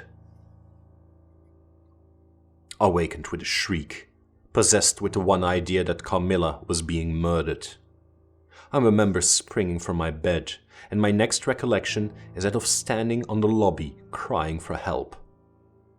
Madame and Mademoiselle came scurrying out of their rooms in alarm. A lamp burned always on the lobby, and seeing me, they soon learned the cause of my terror. I insisted on our knocking at Carmilla's door. Our knocking was unanswered. It soon became a pounding and an uproar. We shrieked her name, but all was vain. We all grew frightened, for the door was locked. We hurried back in panic to my room. There we rang the bell long and furiously. If my father's room had been at that side of the house, we would have called him up at once to our aid. But alas, he was quite out of hearing, and to reach him involved an excursion for which we none of us had courage. Servants, however, soon came running up the stairs. I had got on my dressing gown and slippers meanwhile, and my companions were already similarly furnished. Recognizing the voices of the servants on the lobby, we sallied out together, and having renewed as fruitlessly our summons at Carmilla's door, I ordered the men to force the lock. They did so, and we stood holding our lights aloft in the doorway, and so stared into the room. We called her by name, but there was still no reply. We looked round the room. Everything was undisturbed. It was exactly in the state in which I had left it on bidding her good night. But Carmilla was gone.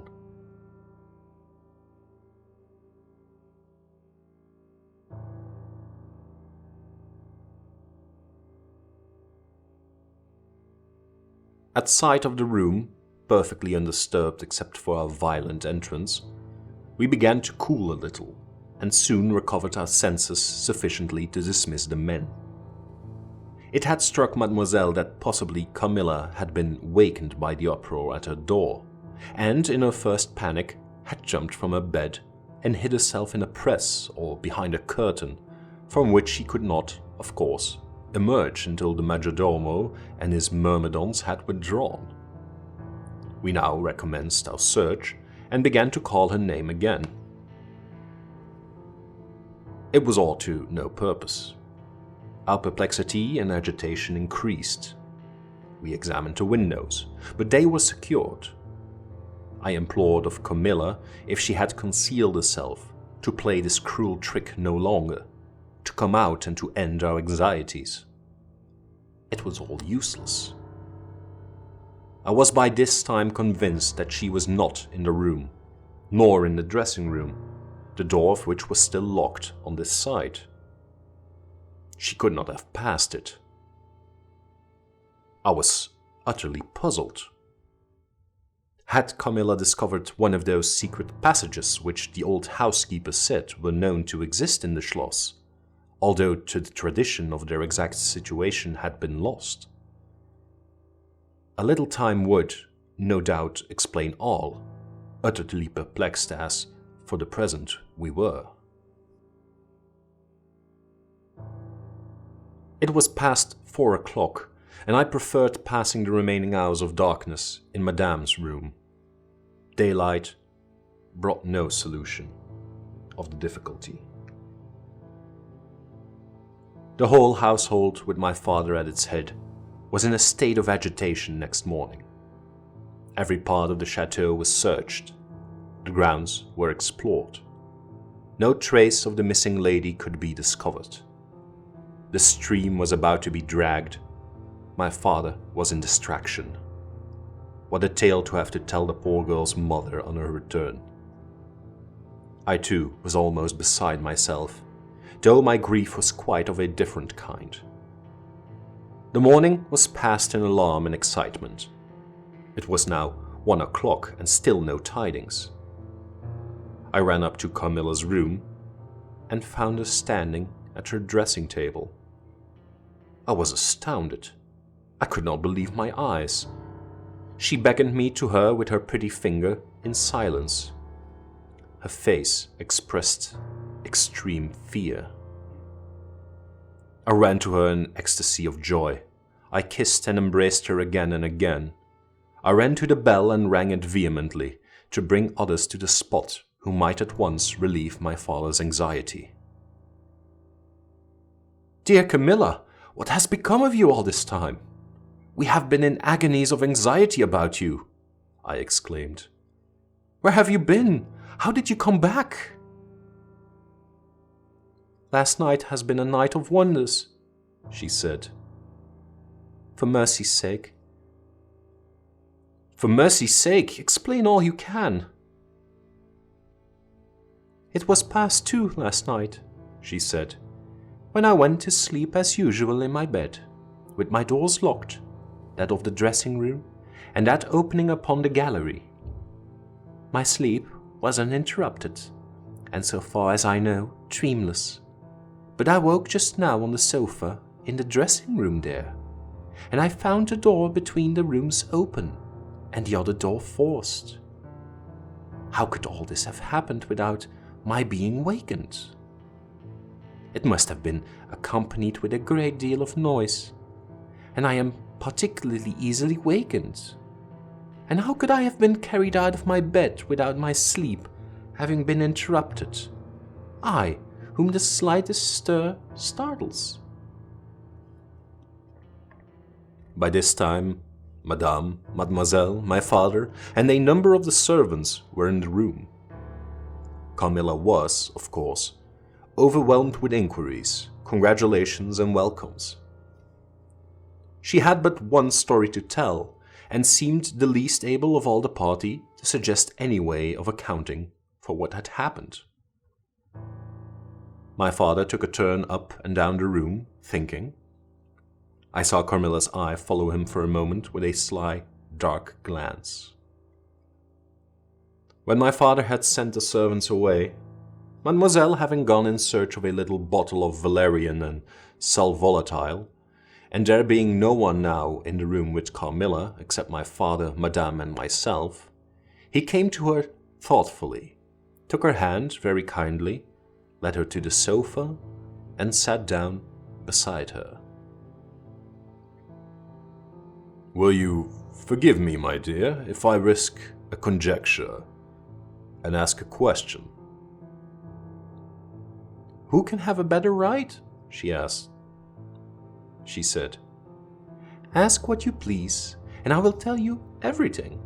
But my story is simply one of bewilderment and darkness. I know absolutely nothing.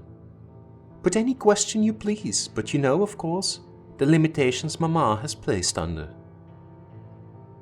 Put any questions you please, but you know, of course, the limitations Mama has placed me under."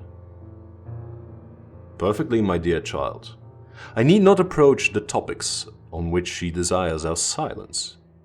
Now, the marvel of last night consists in your having been removed from your bed in your room without being wakened, and this removal having occurred apparently while the windows were still secured, and the 2 doors locked upon the inside. I will tell you my theory and ask you a question."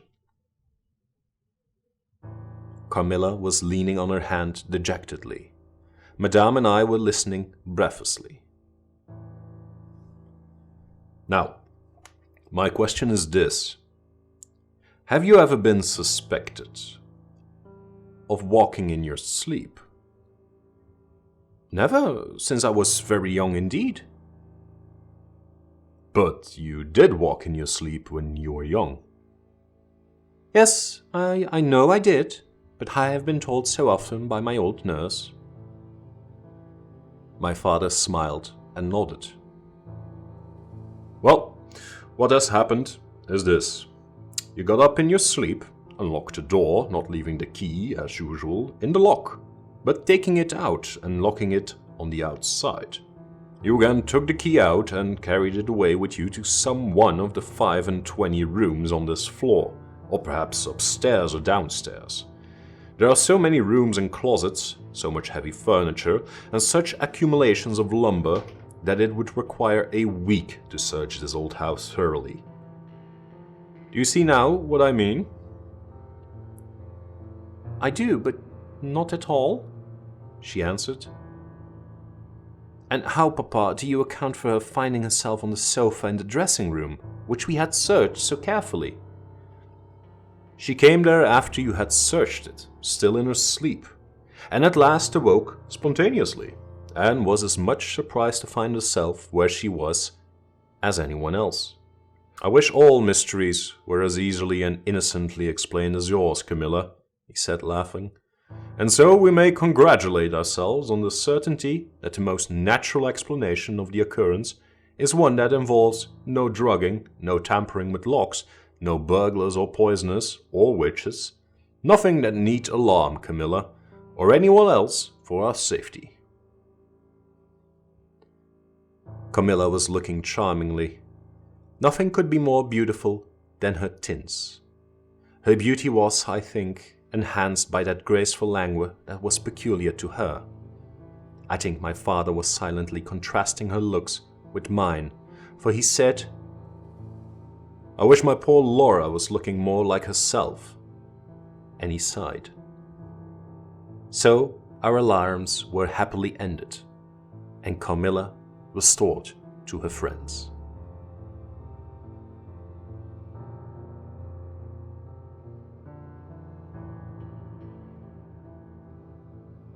As Carmilla would not hear of an attendant sleeping in her room, my father arranged that his servant should sleep outside her door, so that she would not attempt to make another such excursion without being arrested at her own door. That night passed quietly, and next morning early, the doctor, whom my father had sent for without telling me a word about it, arrived to see me. Madame accompanied me to the library, and there the grave little doctor, with white hair and spectacles, whom I mentioned before, was waiting to receive me. I told him my story, and as I proceeded, he grew graver and graver. We were standing, he and I, in the recess of one of the windows, facing one another. When my statement was over, he leaned with his shoulders against the wall, and with his eyes fixed on me earnestly, with an interest in which was a dash of horror. After a minute's reflection, he asked Madame if he could see my father. He was sent for accordingly, and as he entered, smiling, he said, "I dare say, Doctor, you are going to tell me that I am an old fool for having brought you here. I hope I am."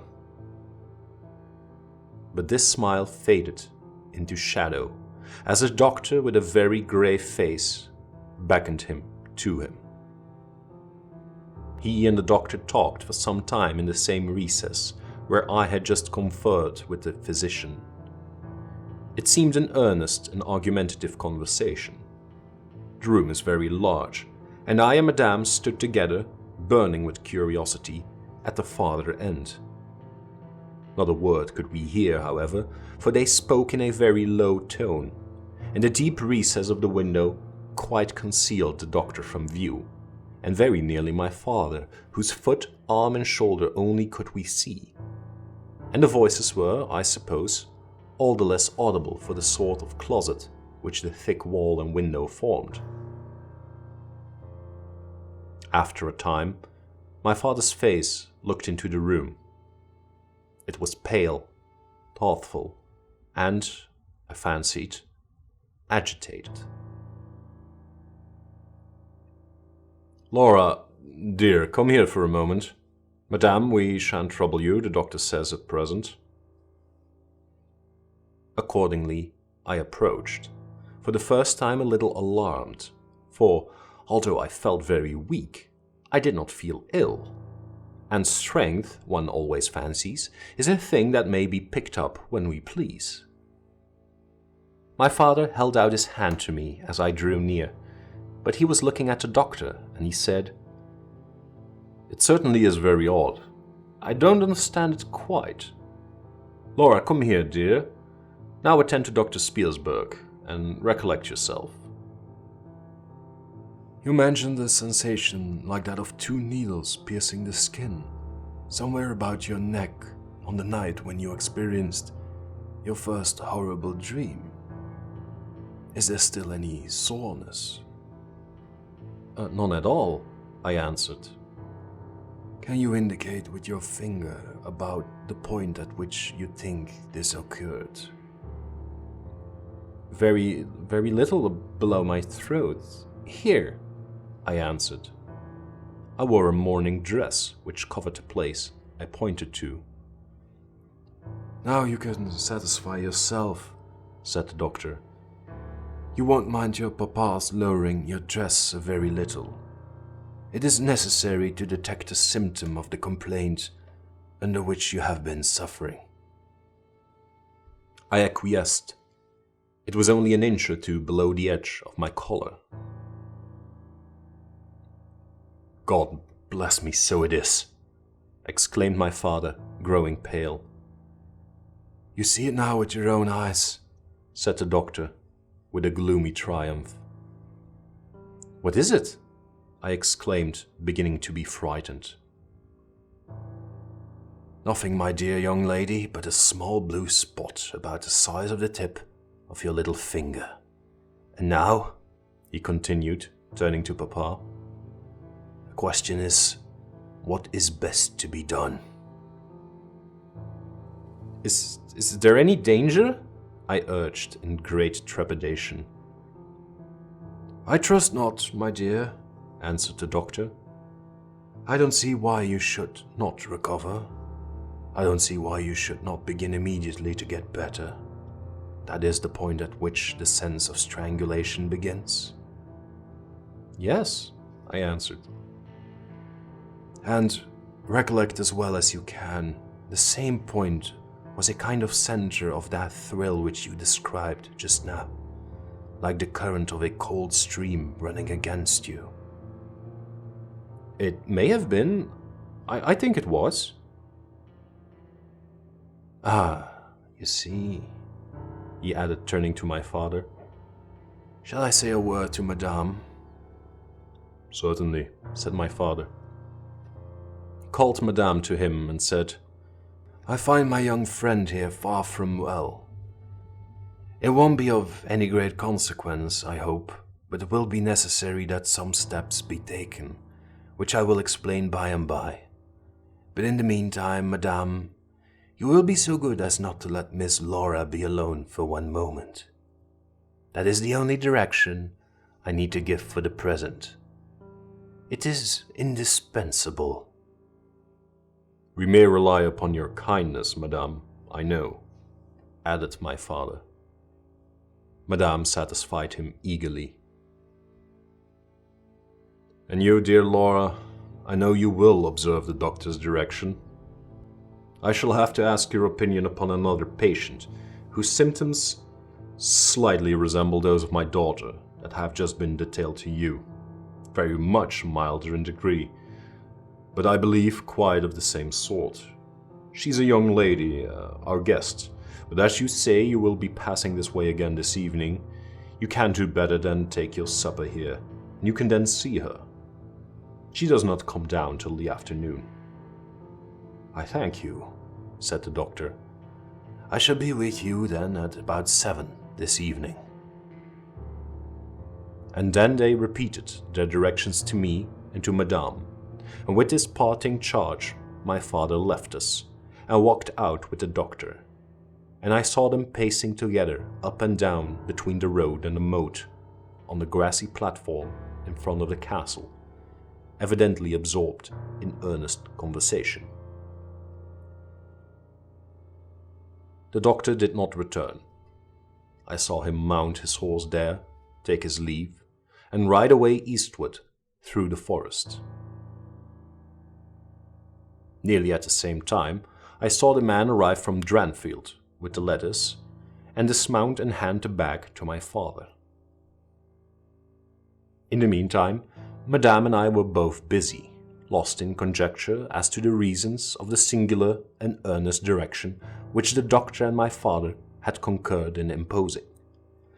Madame, as she afterwards told me, was afraid the doctor apprehended a sudden seizure, and that without prompt assistance I might either lose my life in a fit or at least be seriously hurt.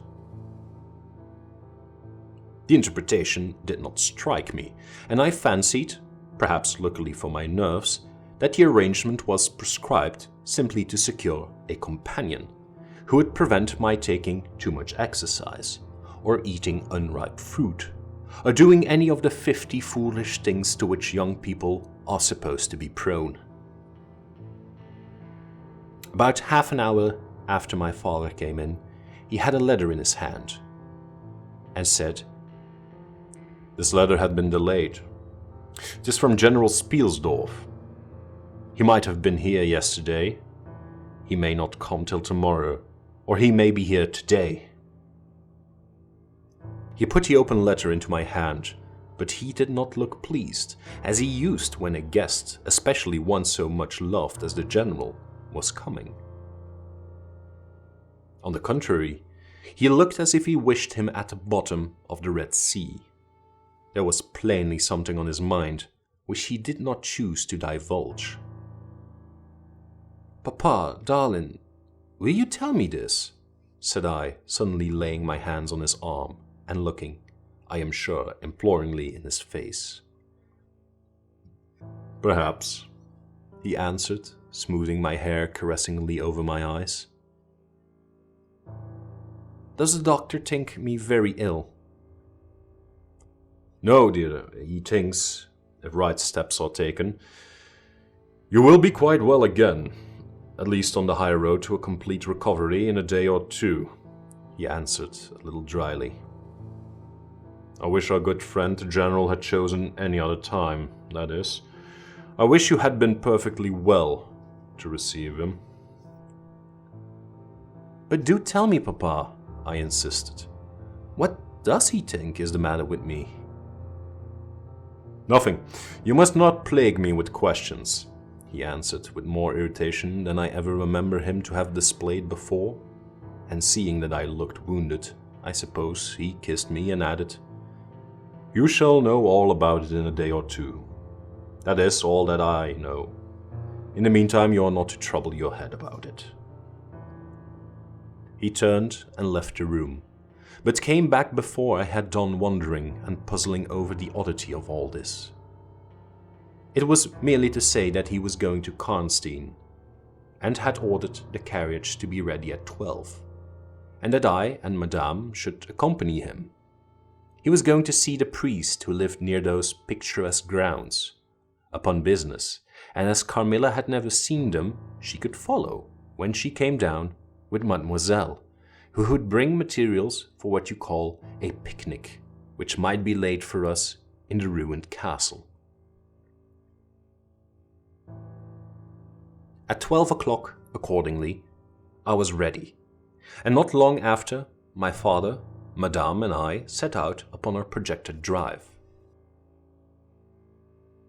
Passing the drawbridge, we turned to the right and followed the road over the steep Gothic bridge westward to reach the deserted village and ruined castle of Karnstein.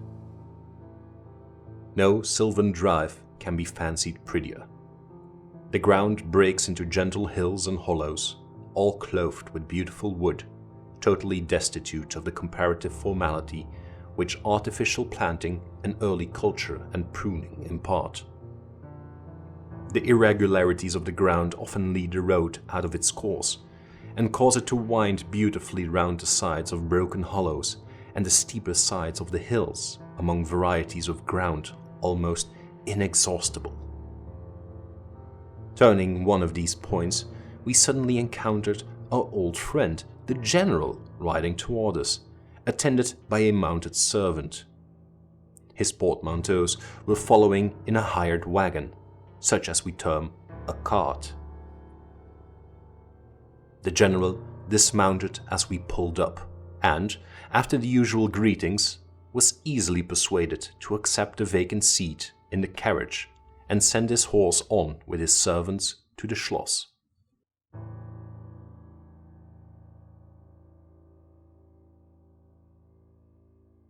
It was about 10 months since we had last seen him, but that time had sufficed to make an alteration of years in his appearance.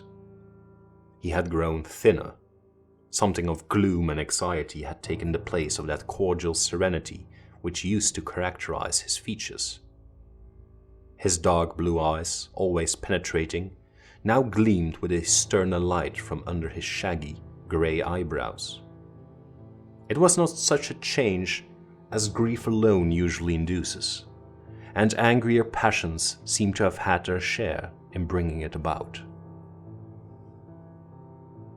We had not long resumed our drive when the general began to talk, with his usual soldierly directness, of the bereavement, as he termed it, which he had sustained in the death of his beloved niece and ward, and he then broke out in a tone of intense bitterness and fury, inveighing against the hellish arts to which she had fallen a victim, and expressing, with more exasperation than piety, his wonder that heaven should tolerate so monstrous an indulgence of the lusts and malignity of hell. My father, who saw at once that something very extraordinary had befallen, asked him, if not too painful to him, to detail the circumstances which he thought justified the strong terms in which he expressed himself.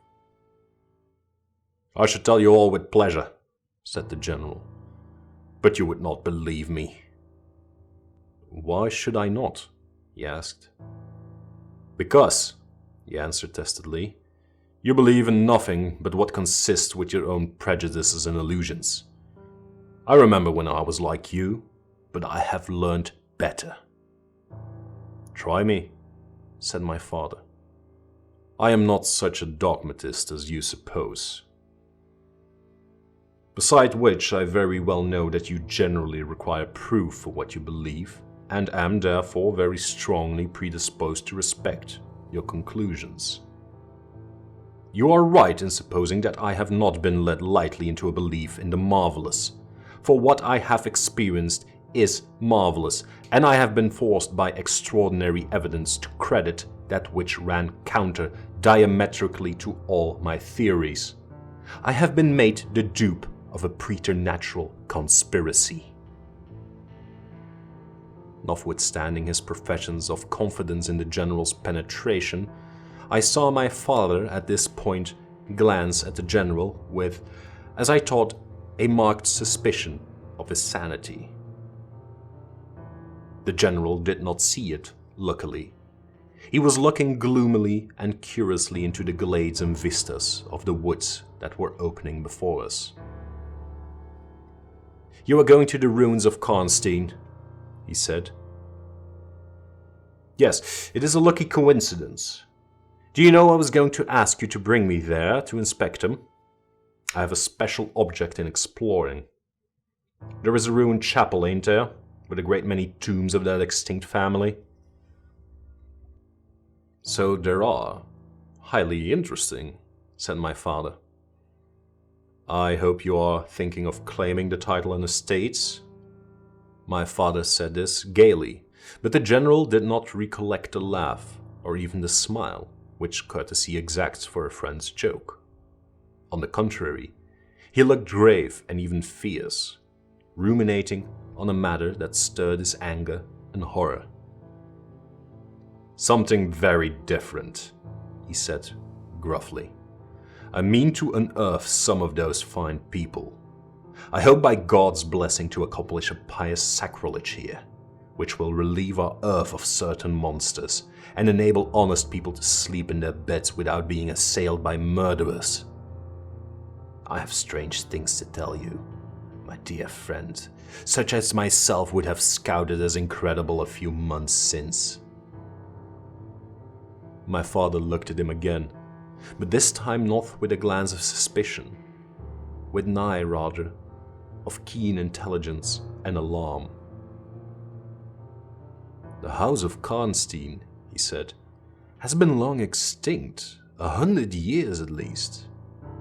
My dear wife was maternally descended from the Karnsteins, but the name and title have long ceased to exist. The castle is a ruin. The very village is deserted. It is 50 years since the smoke of a chimney was seen there. Not a roof left." "Quite true. I have heard a great deal about that since I last saw you. A great deal that will astonish you, but I had better relate everything in the order in which it occurred," said the general. "You saw my dear ward, my child, may I call her? No creature could have been more beautiful, and only 3 months ago, none more blooming." "Yes, poor thing, when I saw her last she certainly was quite lovely," said my father. "I was grieved and shocked more than I can tell you, my dear friend. I knew what a blow it was to you." He took the general's hand, and they exchanged a kind pressure. Tears gathered in the old soldier's eyes. He did not seek to conceal them. He said, "We have been very old friends. I knew you would feel for me, childless as I am. She had become an object of very near interest to me, and repaid my care by an affection that cheered my home and made my life happy. Now that is all gone. The years that remain to me on earth may not be very long, but by God's mercy I hope to accomplish a service to mankind before I die, and to subserve the vengeance of heaven upon the fiends who have murdered my poor child in the spring of her hopes and beauty." "You said just now that you intended relating everything as it occurred," said my father. "Pray do. I assure you that it is not mere curiosity that prompts me."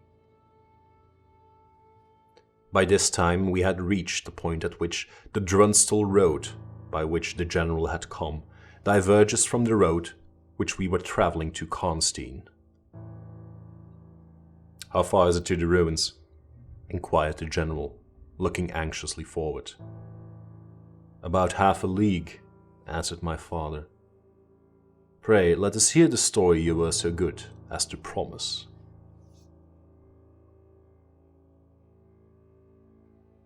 "With all my heart," said the general, with an effort, and after a short pause in which to arrange his subject, he commenced one of the strangest narratives I ever heard. "My dear child was looking forward with great pleasure to the visit you had been so good as to arrange for her to your charming daughter. Here he made me a gallant but melancholy bow. In the meantime, we had an invitation to my old friend, the Count Carlsfeld, whose schloss is about 6 leagues to the other side of Karnstein. It was to attend a series of fetes which, you remember, were given by him in honor of his illustrious visitor, the Grand Duke Charles. Yes, and very splendid, I believe they were, said my father. Princely, but then his hospitalities are quite regal. He has Aladdin's lamp. The night from which my sorrow dates was devoted to a magnificent masquerade. The grounds were thrown open, the trees hung with colored lamps. There was such a display of fireworks as Paris itself had never witnessed. And such music. Music, you know, is my weakness. Such ravishing music. The finest instrumental band, perhaps in the world, and the finest singers who could be collected from all the great operas in Europe. As you wandered through these fantastically illuminated grounds, the moonlighted chateau throwing a rosy light from its long rows of windows, you would suddenly hear these ravishing voices stealing from the silence of some grove, or rising from boats upon the lake. I felt myself, as I looked and listened, carried back into the romance and poetry of my early youth. When the fireworks were ended and the ball beginning, we returned to the noble suite of rooms that were thrown open to the dancers. A masked ball, you know, is a beautiful sight, but so brilliant a spectacle of the kind I never saw before. It was a very aristocratic assembly. I was myself almost the only nobody present. My dear child was looking quite beautiful. She wore no mask. Her excitement and delight added an unspeakable charm to her features. Always lovely. I remarked a young lady dressed magnificently, but wearing a mask, who appeared to me to be observing my ward with extraordinary interest. I had seen her earlier in the evening in the great hall, and again for a few minutes walking near us on the terrace under the castle windows, similarly employed. A lady, also masked, richly and gravely dressed, and with a stately air like a person of rank, accompanied her as a chaperone. Had the young lady not worn a mask, I could of course have been much more certain upon the question whether she was really watching my poor darling. I am now well assured that she was. We were now in one of the salons. My poor dear child had been dancing and was resting a little in one of the chairs near the door. I was standing near. The 2 ladies I have mentioned had approached, and the younger took the chair next my ward, while her companion stood beside me, and for a little time addressed herself in a low tone to her charge. Availing herself of the privilege of a mask, she turned to me, and in the tone of an old friend, and calling me by my name, opened a conversation with me, which piqued my curiosity a good deal. She referred to many scenes where she had met me, at court and at distinguished houses. She alluded to little incidents which I had long ceased to think of, but which I found had only lain in abeyance in my memory, for they instantly started into life at her touch. I became more and more curious to ascertain who she was every moment. She parried my attempts to discover very adroitly and pleasantly. The knowledge she showed of many passages in my life seemed to me all but unaccountable, and she appeared to take a not unnatural pleasure in foiling my curiosity and in seeing me flounder in my eager perplexity from one conjecture to another. In the meantime, the young lady, whom her mother called by the odd name of Millarsa, when she once or twice addressed her, had, with the same ease and grace, got into conversation with my ward. She introduced herself by saying that her mother was a very old acquaintance of mine. She spoke of the agreeable audacity which a mask rendered practicable. She talked like a friend. She admired her dress and insinuated very prettily her admiration for her beauty. She amused her with laughing criticisms upon the people who crowded the ballroom, and laughed at my poor child's fun. She was very witty and lively when she pleased, and after a time they had grown very good friends, and the young stranger lowered her mask, displaying a remarkably beautiful face. I had never seen it before, and neither had my dear child. But though it was new to us, the features were so engaging, as well as lovely, that it was impossible not to feel the attraction powerfully. My poor girl did so. I never saw anyone more taken with another at first sight, unless indeed it was the stranger herself, who seemed quite to have lost her heart to her. In the meantime, availing myself of the license of a masquerade, I put not a few questions to the elder lady. "You have puzzled me utterly," I said, laughing. "Is that not enough? Won't you now consent to stand on equal terms and do me the kindness to remove your mask?" "Can any request be more unreasonable?" she replied. "Ask a lady to yield an advantage. Besides, how do you know you should recognize me? Years make changes." "As you see," I said with a bow, and I suppose a rather melancholy little laugh. "As philosophers tell us," she said, "and how do you know that a sight of my face would help you?"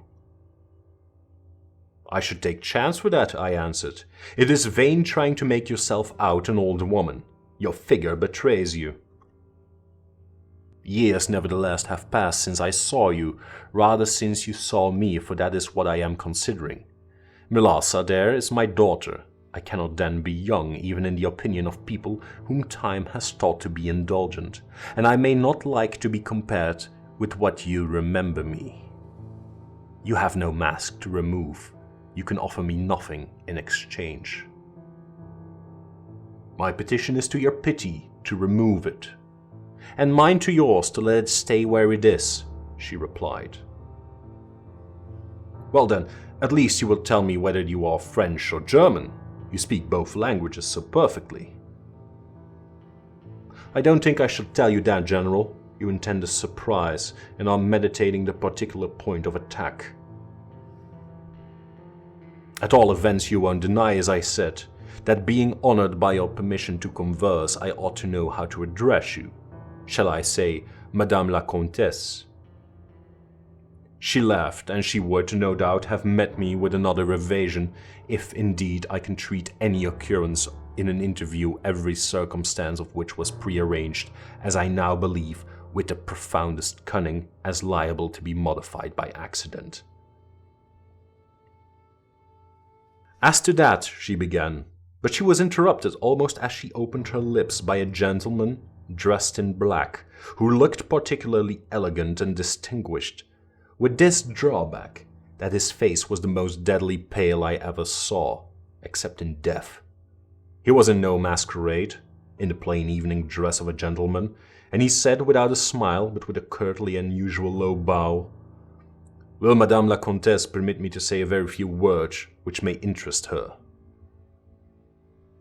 The lady turned quickly to him and touched her lip in token of silence. She then said to me, "Keep my place for me, General. I shall return when I have said a few words." And with this injunction, playfully given, she walked a little aside with the gentleman in black and talked for some minutes, apparently very earnestly. They then walked away slowly together in the crowd, and I lost them for some minutes. I spent the interval in cudgeling my brains for a conjecture as to the identity of the lady who seemed to remember me so kindly, and I was thinking of turning about and joining in the conversation between my pretty ward and the Countess's daughter, and trying whether, by the time she returned, I might not have a surprise in store for her, by having her name, title, chateau, and estates at my fingers' ends. But at this moment she returned, accompanied by the pale man in black, who said, "I shall return and inform Madame la Comtesse when her carriage is at the door." He withdrew with a bow.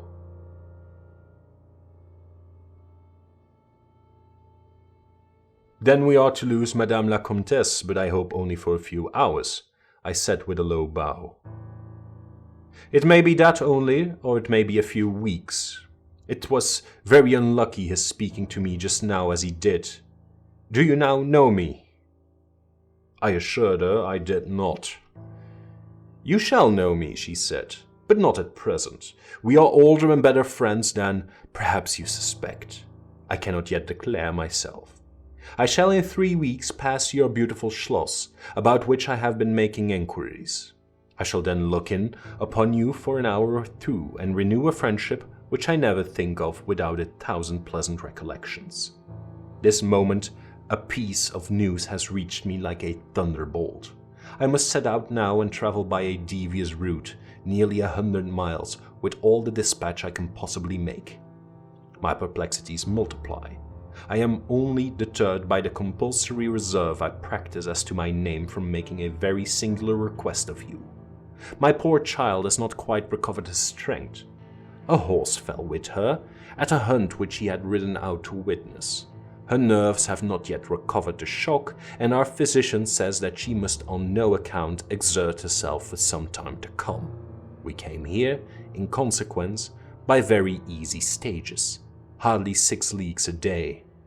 I must now travel day and night on a mission of life and death, a mission the critical and momentous nature of which I shall be able to explain to you when we meet, as I hope we shall in a few weeks, without the necessity of any concealment."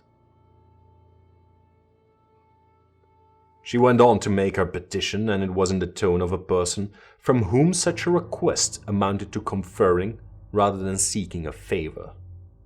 This was only in manner, and as it seemed, quite unconsciously.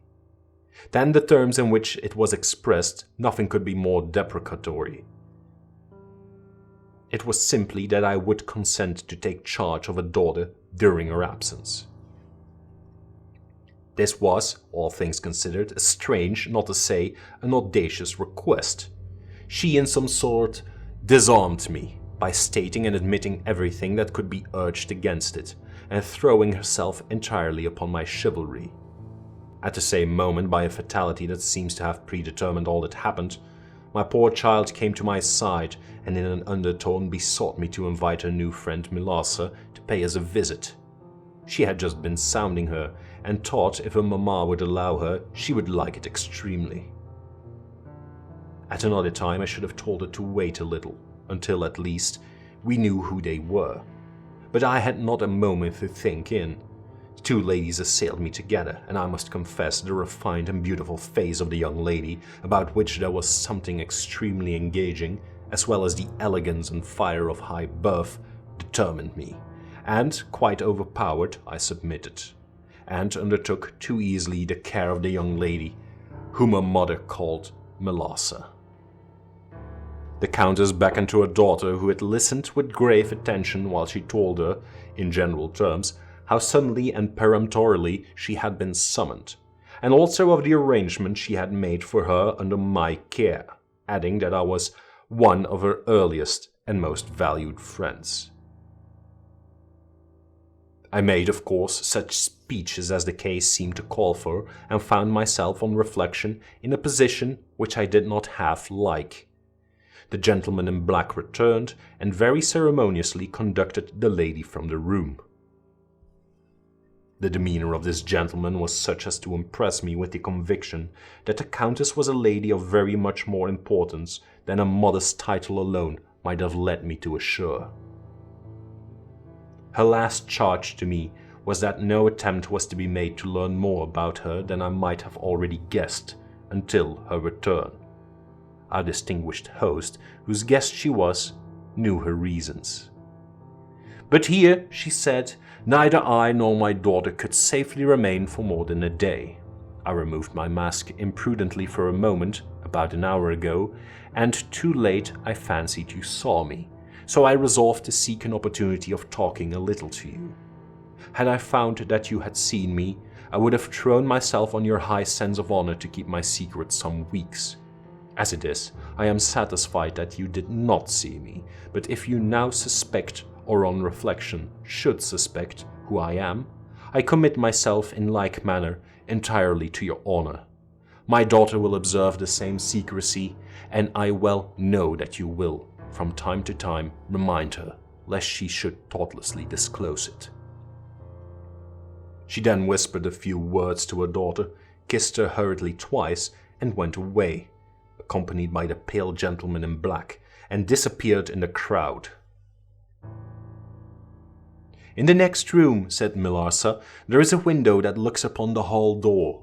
I should like to see the last of Mamma and to kiss my hand to her." We assented, of course, and accompanied her to a window.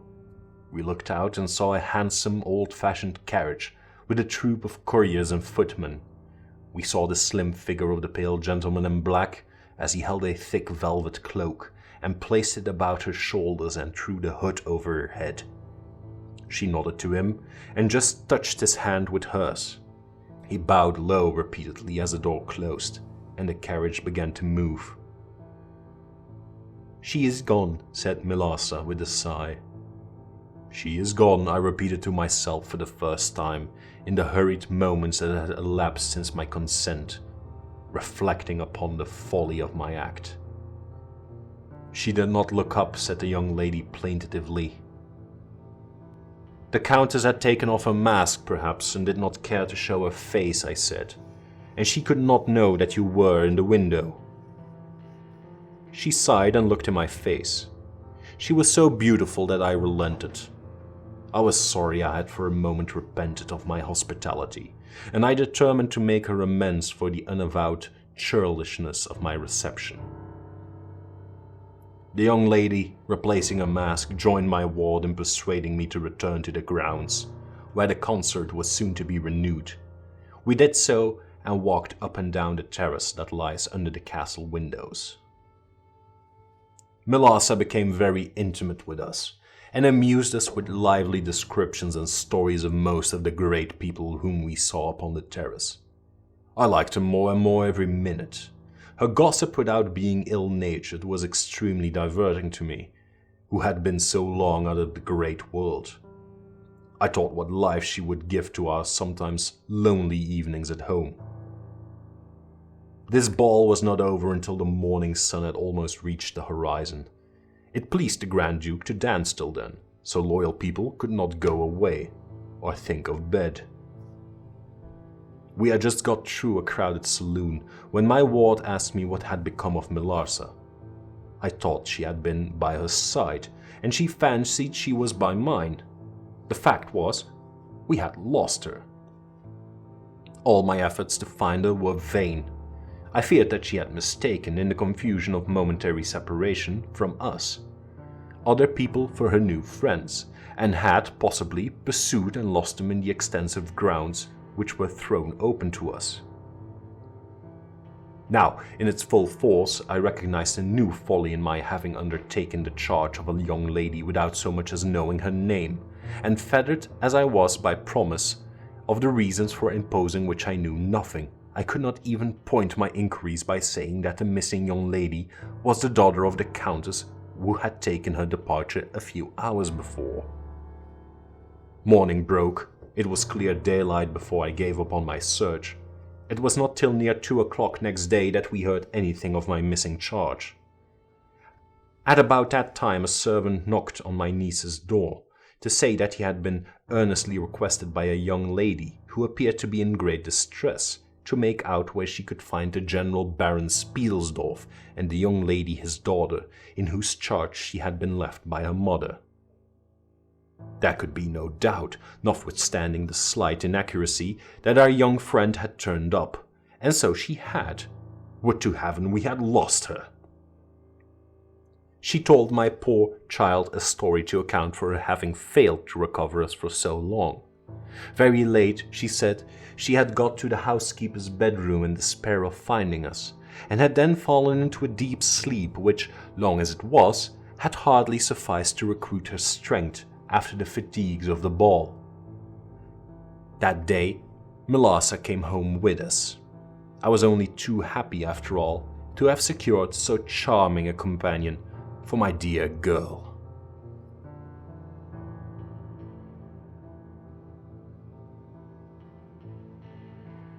There soon, however, appeared some drawbacks.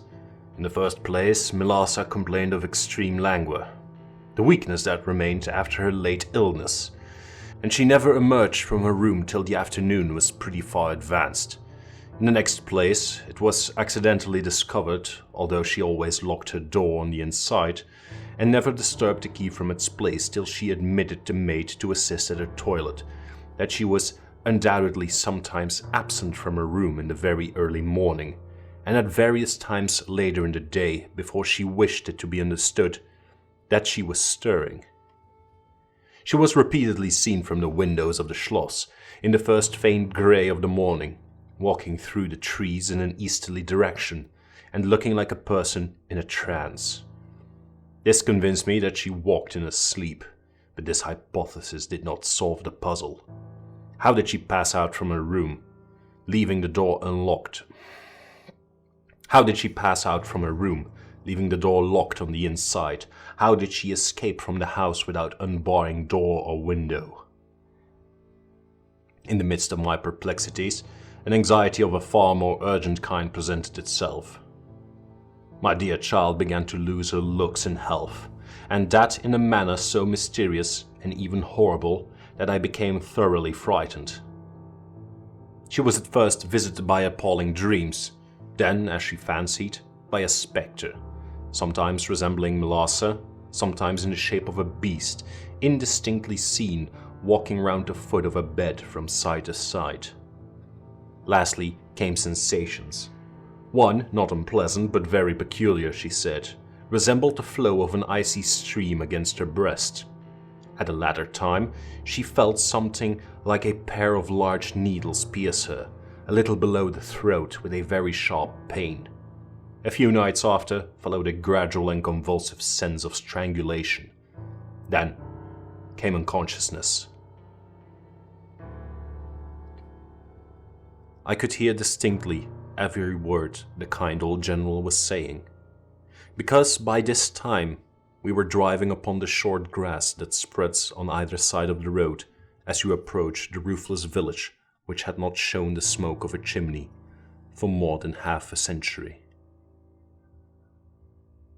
You may guess how strangely I felt as I heard my own symptoms so exactly described in those which had been experienced by the poor girl who, but for the catastrophe which followed, would have been at that moment a visitor at my father's chateau. You may suppose also how I felt as I heard them detail habits and mysterious peculiarities, which were in fact those of our beautiful guest, Carmilla. A vista opened in the forest. We were on a sudden under the chimneys and gables of the ruined village, and the towers and the battlements of the dismantled castle, round which gigantic trees are grouped, overhung us from a slight eminence. In a frightened dream, I got down from the carriage, and in silence, for we had each abundant matter of thinking, we soon mounted the ascent and were among the spacious chambers, winding stairs, and dark corridors of the castle. "And this was once the palatial residence of the Karnsteins," said the old general at length, as from a great window he looked out across the village and saw the white, undulating expanse of forest. "It was a bad family, and here its blood-stained annals were written," he continued. "It is hard that they should, after death, continue to plague the human race with their atrocious lusts. That is the chapel of the Karnsteins, down there." He pointed down to the grey walls of the Gothic building, partly visible through the foliage a little way down the steep. "And I hear the axe of a woodman," he added, "busy among the trees that surround it. He possibly may give us the information of which I am in search, and point out the grave of Myrcella, Countess of Karnstein. These rustics preserve the local traditions of great families, whose stories die out among the rich and titled so soon as the families themselves become extinct." "We have a portrait at home of Myrcella, the Countess Karnstein. Should you like to see it?" asked my father. "Time enough, dear friend," replied the general. "I believe I have seen the original, and one motive which has led me to you earlier than I had first intended was to explore the chapel which we are now approaching. "What? See the Countess Miss Sala," exclaimed my father. "Why, she has been dead more than a century." "Not so dead as you fancy, I am told," answered the general. "I confess, General, you puzzle me utterly," replied my father, looking at him, I fancied, for a moment with a return of the suspicion I detected before. But although there was anger and detestation at times in the old general's manner, there was nothing flighty. "There remains to me," he said, as we passed under the heavy arch of the Gothic church, for its dimensions would have justified its being so styled, "but one object which can interest me during the few years that remain me on earth, and that is to wreak on her the vengeance which, I thank God, may still be accomplished by a mortal arm." "What vengeance can you mean?" asked my father, in increasing amazement. "I mean to decapitate the monster," he answered, with a fierce flush and a stamp that echoed mournfully through the hollow ruin, and his clenched hand was at the same moment raised, as if it grasped the handle of an axe, while he shook it ferociously in the air. "What?" exclaimed my father, more than ever bewildered. "To strike her head off." "Cut her head off?" "Aye, with a hatchet, with a spade, or with anything that can cleave through her murderous throat.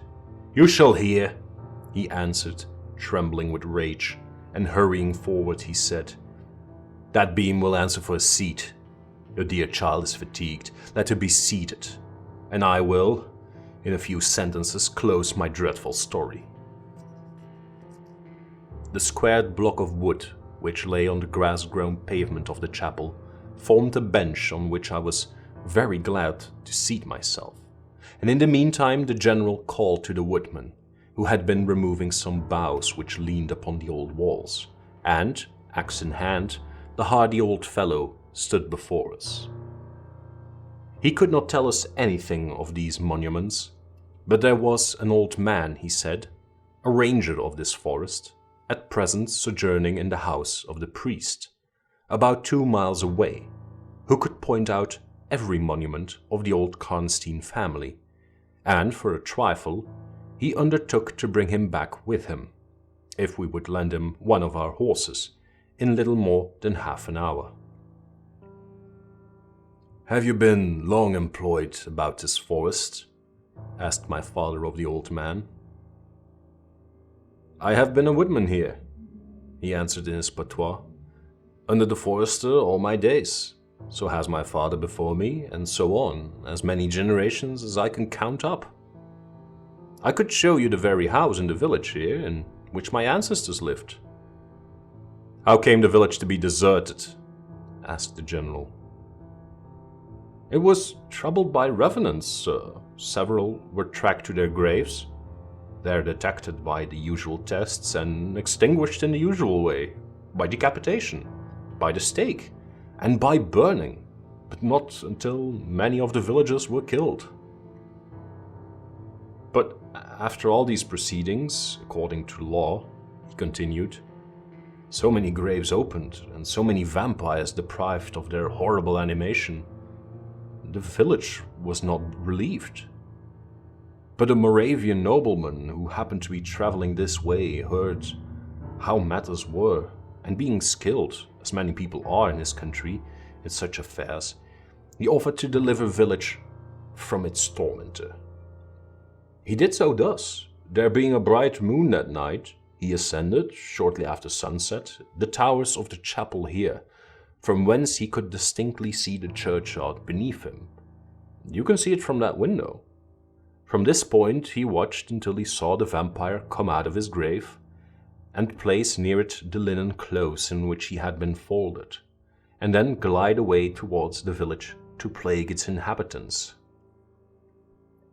The stranger, having seen all this, came down from the steeple, took the linen wrappings of the vampire, and carried them up to the top of the tower, which he again mounted. When the vampire returned from his prowlings and missed his clothes, he cried furiously to the Moravian, whom he saw at the summit of the tower, and who, in reply, beckoned him to ascend and take them. whereupon the vampire, accepting his invitation, began to climb the steeple. And so soon as he had reached the battlements, the Moravian, with a stroke of his sword, clove his skull in twain, hurling him down to the churchyard, whither, descending by the winding stairs, the stranger followed and cut his head off, and next day delivered it and the body to the villagers, who duly impaled and burned them. This Moravian nobleman had authority from the then head of the family to remove the tomb of Mirsala, Countess Karnstein, which he did effectually, so that in a little while its site was quite forgotten. "Can you point out where it stood?" asked the general eagerly. The forester shook his head and smiled. "Not a soul living could tell you that now," he said. "Besides, they say her body was removed, but no one is sure of that either." Having thus spoken, as time pressed, he dropped his axe and departed, leaving us to hear the remainder of the general's strange story.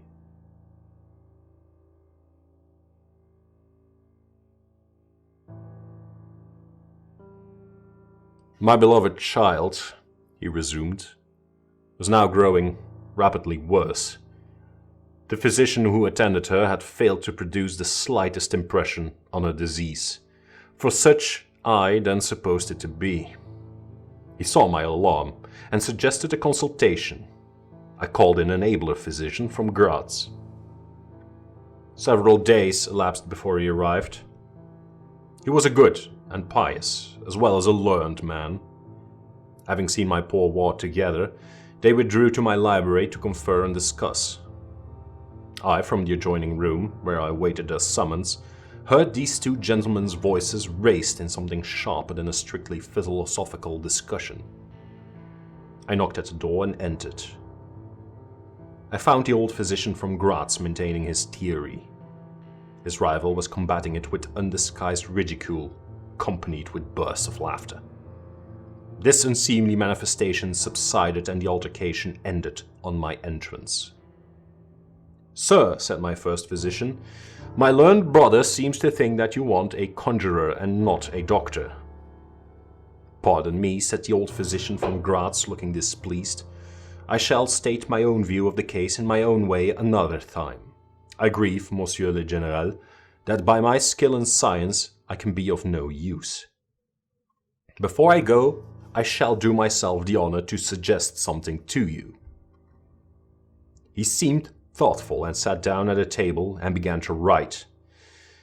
Profoundly disappointed, I made my bow, and as I turned to go, the other doctor pointed over his shoulder to his companion, who was writing, and then, with a shrug, significantly touched his forehead. This consultation then left me precisely where I was. I walked out into the grounds, all but distracted. The doctor from Graz, in 10 or 15 minutes, overtook me. He apologized for having followed me, but said that he could not conscientiously take his leave without a few words more. He told me that he could not be mistaken. No natural disease exhibited the same symptoms, and that death was already very near. There remained, however, a day or possibly two of life. If the fatal seizure were at once arrested, with great care and skill, her strength might possibly return. But all hung now upon the confines of the irrevocable. One more assault might extinguish the last spark of vitality, which is, every moment, ready to die. "And what is the nature of the seizure you speak of?" I entreated. "I have stated all fully in this note, which I place in your hands, upon the distinct condition that you send for the nearest clergyman and open my letter in his presence, and on no account read it till he is with you. You would despise it else, and it is a matter of life and death. Should the priest fail you, then indeed you may read it." He asked me before taking his leave finally whether I would wish to see a man curiously learned upon the very subject, which, after I had read his letter, would probably interest me above all others, and he urged me earnestly to invite him to visit him there, and so took his leave. The ecclesiastic was absent, and I read the letter by myself. At another time or in another case, it might have excited my ridicule, but into what quackeries will not people rush for a last chance, where all accustomed means have failed and the life of a beloved object is at stake? Nothing, you will say, could be more absurd than the learned man's letter.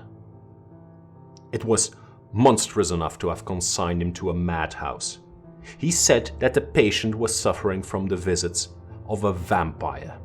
The punctures which he described as having occurred near the throat were, he insisted, the insertions of those two long, thin and sharp teeth, which is well known are peculiar to vampires. And there could be no doubt, he added, as to the well-defined presence of the small, livid mark which all concurred in describing as to induced by the demon's lips, and every symptom described by the sufferer was in exact conformity with those recorded in every case of a similar visitation. Being myself wholly skeptical as to the existence of any such portents as the vampire, the supernatural theory of the good doctor furnished, in my opinion, but another instance of learning and intelligence oddly associated with some hallucination. I was so miserable, however, that rather than try nothing, I acted upon the instructions of the letter. I concealed myself in the dark dressing room that opened upon the poor patient's room, in which a candle was burning, and watched there till she was fast asleep. I stood at the door, peeping through the small crevice, my sword laid on the table beside me as my directions prescribed, until, a little after 1, I saw a large black object, very ill-defined, crawl, as it seemed to me, over the foot of the bed and swiftly spread itself up to the poor girl's throat, where it swelled in a moment into a great palpitating mass. For a few moments I had stood petrified. I now sprang forward with my sword in hand. The black creature suddenly contracted towards the foot of the bed, glided over it, and, standing on the floor about a yard below the foot of the bed with a glare of skulking ferocity and horror fixed on me, I saw Millarca. Speculating I know not what, I struck at her instantly with my sword, but I saw her standing near the door, unscathed. Horrified, I pursued and struck again. She was gone, and my sword flew to shivers against the door. I can't describe to you all that passed on that horrible night. The whole house was up and stirring. The spectre Millarca was gone. But the victim was sinking fast, and before the morning dawned, she died. The old general was agitated. We did not speak to him. My father walked to some little distance and began reading the inscriptions on the tombstones, and thus occupied, he strolled into the door of a side chapel to prosecute his researches. The general leaned against the wall, dried his eyes, and sighed heavily. I was relieved on hearing the voices of Carmilla and Madame, who were at that moment approaching. The voices died away. In this solitude, having just listened to so strange a story, connected as it was with the great entitled dead, whose monuments were mouldering among the dust and ivy round us, and every incident of which bore so awfully upon my own mysterious case, in this haunted spot, darkened by the towering foliage that rose on every side, dense and high above its noiseless walls, a horror began to steal over me, and my heart sank as I thought that my friends were, after all, not about to enter and disturb this triste and ominous scene. The old general's eyes were fixed on the ground as he leaned with his hand upon the basement of a shattered monument. Under a narrow arched doorway surmounted by one of those demoniacal grotesques in which the cynical and ghastly fancy of old Gothic carving delights, I saw very gladly the beautiful face and figure of Carmilla enter the shadowy chapel. I was just about to rise and speak, and nodded smiling, in answer to her peculiarly engaging smile, when with a cry the old man by my side caught up the woodsman's hatchet and started forward. On seeing him, a brutalized change came over her features. It was an instantaneous and horrible transformation as she made a crouching step backwards. Before I could utter a scream, he struck at her with all his force, but she dived under his blow and unscathed caught him in her tiny grasp by the wrist. He struggled for a moment to release his arm, but his hand opened, the axe fell to the ground, and the girl was gone. He staggered against the wall. His grey hair stood upon his head, and a moisture shone over his face, as if he were at the point of death. The frightful scene had passed in a moment. The first thing I recollect after is Madame standing before me and impatiently repeating again and again the question, "Where is Mademoiselle Carmilla?" I answered at length, "I don't know. I can't tell. She went there." And I pointed to the door through which Madame had just entered. "Only a minute or two since." "But I have been standing there in the passage ever since Mademoiselle Carmilla entered, and she did not return." She then began to call Carmilla through every door and passage and from the windows, but no answer came. "She called herself Carmilla?" asked the general, still agitated. "Carmilla, yes," I answered. "Aye," he said. "That is Melassa. That is the same person who long ago was called Mirsala, Countess Karnstein. Depart from this accursed ground, my poor child, as quickly as you can. Drive to the clergyman's house and stay there till we come. Begone! May you never behold Carmilla more. You will not find her here."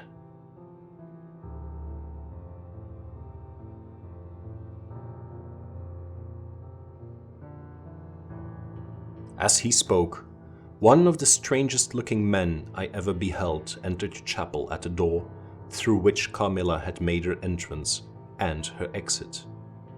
He was tall, narrow-chested, stooping with high shoulders, and dressed in black. His face was brown and dried in with deep furrows.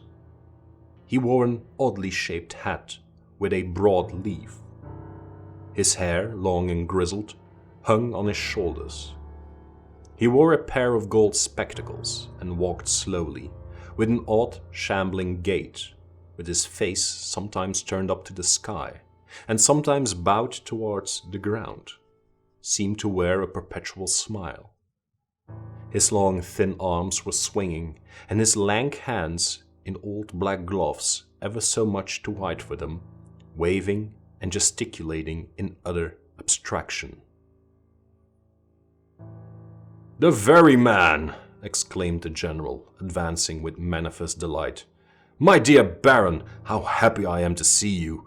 I had no hope of meeting you so soon." He signed to my father, who had by this time returned, and leading the fantastic old gentleman, whom he had called the Baron, to meet him. He introduced him formally, and they at once entered into earnest conversation. The stranger took a roll of paper from his pocket and spread it on the worn surface of a tomb that stood by. He had a pencil case in his fingers, with which he traced imaginary lines from point to point on the paper, which, from their often glancing from it together at certain points of the building, I concluded to be a plan of the chapel. He accompanied what I may term his lecture with occasional readings from a dirty little book whose yellow leaves were closely written over. They sauntered together down the side aisle, opposite to the spot where I was standing, conversing as they went. Then they began measuring distances by paces, and finally they all stood together, facing a piece of the side wall, which they began to examine with great minuteness, pulling off the ivy that clung over it and wrapping the plaster with the ends of their sticks, scraping here and knocking there. At length, they ascertained the existence of a broad marble tablet with letters carved in relief upon it. With the assistance of the Woodman, who soon returned, a monumental inscription and carved escutcheon were disclosed. They proved to be those of the long-lost monument of Messala, Countess Karnstein. The old general, though not, I fear, given to the praying mood, raised his hands and eyes to heaven, in mute thanksgiving, for some moments. "Tomorrow," I heard him say, "the commissioner will be here, and the Inquisition will be held according to law." Then, turning to the old man with the gold spectacles, whom I have described, he shook him warmly by both hands and said, "Baron, how can I thank you? How can we all thank you? You will have delivered this region from a plague that has scourged its inhabitants for more than a century. The horrible enemy, thank God, is at last tracked." My father led the stranger aside, and the general followed. I know that he had led them out of hearing, that he might relate my case, and I saw them glance often quickly at me as the discussion proceeded. My father came to me, kissed me again, and leading me from the chapel said, "It is time to return. But before we go, we must add to our party the good priest, who lives but a little way from this, and persuade him to accompany us to the Schloss." In this quest we were successful, and I was glad, being unspeakably fatigued when we reached home. But my satisfaction was changed to dismay on discovering that there were no tidings of Carmilla. Of the scene that had occurred in the ruined chapel, no explanation was offered to me, and it was clear that it was a secret which my father for the present determined to keep from me. The sinister absence of Carmilla made the remembrance of the scene more horrible to me. The arrangements for the night were singular. 2 servants and Madame were to sit up in my room that night, and the ecclesiastic with my father kept watch in the adjoining dressing room. The priest had performed certain solemn rites that night, the purport of which I did not understand any more than I comprehend the reason of this extraordinary precaution taken for my safety during sleep. I saw all clearly a few days later. The disappearance of Carmilla was followed by the discontinuance of my nightly sufferings. You have heard, no doubt, of the appalling superstition that prevails in Upper and Lower Styria, in Moravia, Silesia, in Turkish Serbia, in Poland, even in Russia. The superstition, so we must call it, of the vampire. If human testimony, taken with every care and solemnity, judicially, before commissions innumerable, each consisting of many members, all chosen for integrity and intelligence, and constituting reports more voluminous perhaps than exist upon any other class of cases, is worth anything, it is difficult to deny or even to doubt the existence of such a phenomenon as the vampire. For my part, I have heard no theory by which to explain what I myself have witnessed and experienced, other than that supplied by the ancient and well-attested belief of the country. The next day, the formal proceedings took place in the chapel of Karnstein. The grave of the Countess Messala was opened, and the general and my father recognized each his perfidious and beautiful guest in the face now disclosed to view. The features, though 150 years had passed since her funeral, were tinted with the warmth of life. Her eyes were open, No cadaverous smell exhaled from the coffin. The two medical men, one officially present, the other on the part of the promoter of the inquiry, attested the marvelous fact that there was a faint but appreciable respiration and a corresponding action of the heart. The limbs were perfectly flexible, the flesh elastic, and the leaden coffin floated with blood, in which to a depth of 7 inches the body lay immersed. Here, then, were all the admitted signs and proofs of vampirism. The body, therefore, in accordance with the ancient practice, was raised, and a sharp stake driven through the heart of the vampire, who uttered a piercing shriek at a moment, in all respects such as might escape from a living person in the last agony. Then the head was struck off, and a torrent of blood flowed from the severed neck. The body and head was next placed on a pile of wood and reduced to ashes, which were thrown upon the river and borne away.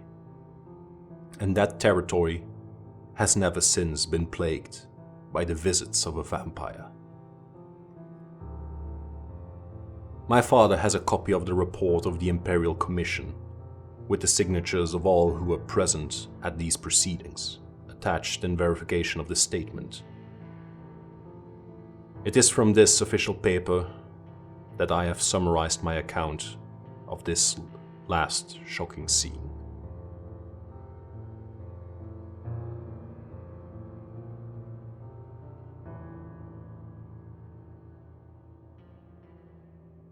I write all this, you suppose, with composure, but far from it.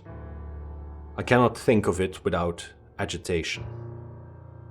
Nothing but your earnest desire, so repeatedly expressed, could have induced me to sit down to a task that has unstrung my nerves for months to come, and re-induced the shadow of the unspeakable horror which years after my deliverance continued to make my days and nights dreadful, and solitude insupportably terrific. Let me add a word or two about that quaint Baron Vordenberg, to whose curious lore we were indebted for the discovery of the Countess Messala's grave.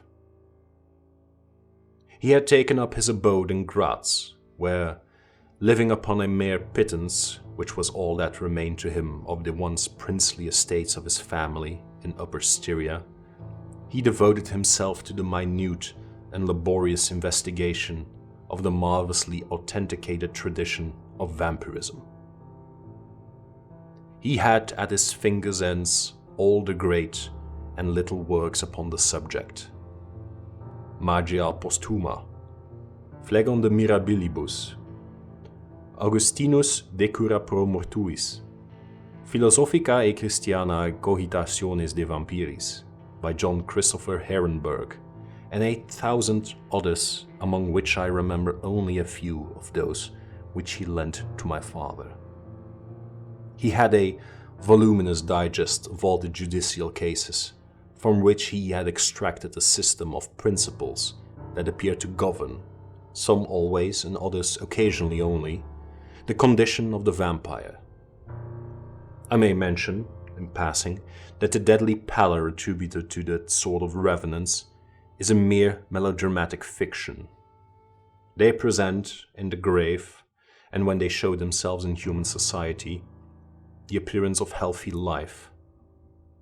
When disclosed to light in their coffins, they exhibit all the symptoms that are enumerated as those which prove the vampire life of the long-dead Countess Karnstein. How they escape from their graves and return to them for certain hours every day, without displacing the clay or leaving any trace of disturbance in the state of the coffin or the cerements, has always been admitted to be utterly inexplicable.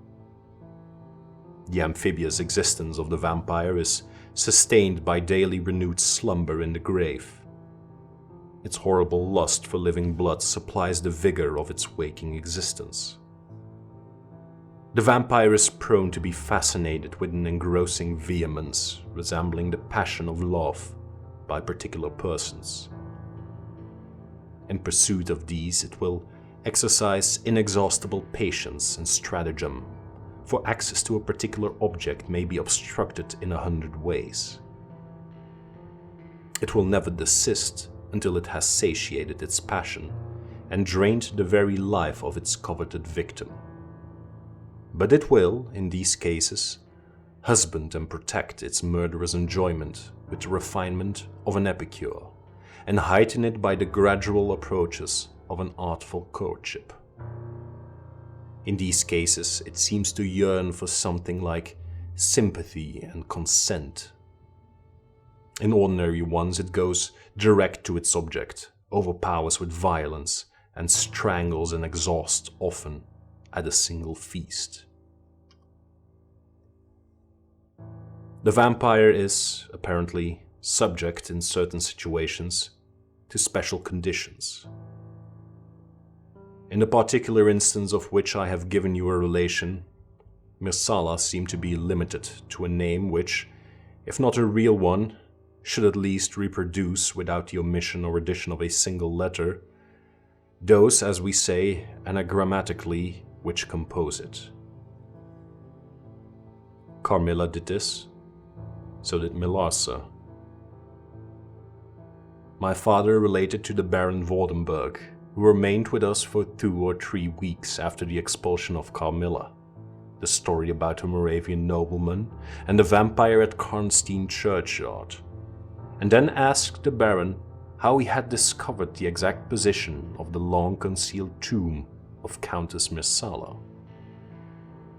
The Baron's grotesque features puckered up into a mysterious smile. He looked down, still smiling on his worn spectacle case, and fumbled with it.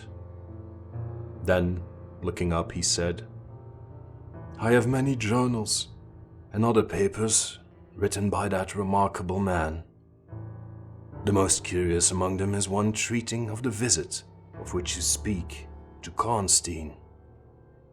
Third edition, of course, discolors and distorts a little.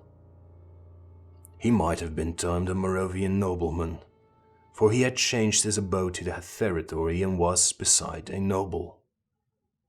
But he was, in truth, a native to Upper Styria. It is enough to say that in very early youth he had been a passionate and favored lover of the beautiful Messala, Countess Karnstein. Her early death plunged him into inconsolable grief. It is the nature of vampires to increase and multiply, but according to an ascertained and ghostly law. Assume at starting a territory perfectly free from that pest. How does it begin? And how does it multiply itself? I will tell you. A person, more or less wicked, puts an end to himself. A suicide, under certain circumstances, becomes a vampire. That spectre visits living people in their slumbers. They die, and almost invariably in the grave, develop into vampires. This happened in the case of the beautiful Messala, who was haunted by one of those demons. My ancestor, Vordenberg, whose title I still bear, soon discovered this, and in the course of the studies to which he devoted himself, learned a great deal more. Among other things, he concluded that suspicion of vampirism would probably fall, sooner or later, upon the dead countess, who in life had been his idol. He conceived the horror, be she what she might, of her remains being profaned by the outrage of a posthumous execution. He has left a curious paper to prove that the vampire, on its expulsion from its amphibious existence, is projected into a far more horrible life, and he resolved to save his once beloved Messala from this. He adopted the stratagem of a journey here, a pretended removal of her remains, and a real obliteration of a monument, When age had stolen upon him, from the veil of years, he looked back on the scenes he was leaving. He considered in a different spirit what he had done, and a horror took possession of him. He made the tracings and notes which have guided me to the very spot, and drew up a confession of the deception that he had practiced. If he had intended any further action in this matter, death prevented him, and the hand of a remote descendant has, too late for many, directed the pursuit to the lair of the beast. We talked a little more, and among other things he said was this. One sign of the vampire is the power of the hand. The slender hand of Mersala closed like a vice of steel on the general's wrist when he raised the hatchet to strike. But its power is not confined to its grasp. It leaves a numbness in the limb it seizes, which is slowly, if ever, recovered from. The following spring, my father took me a tour through Italy. We remained away for more than a year. It was long before the terror of recent events subsided, and to this hour the image of Carmilla returns to memory with ambiguous alternations. Sometimes the playful, languid, beautiful girl. Sometimes the writhing fiend I saw in the ruined church. And often from a reverie I have started, fancying I heard the light step of Carmilla at the drawing room door.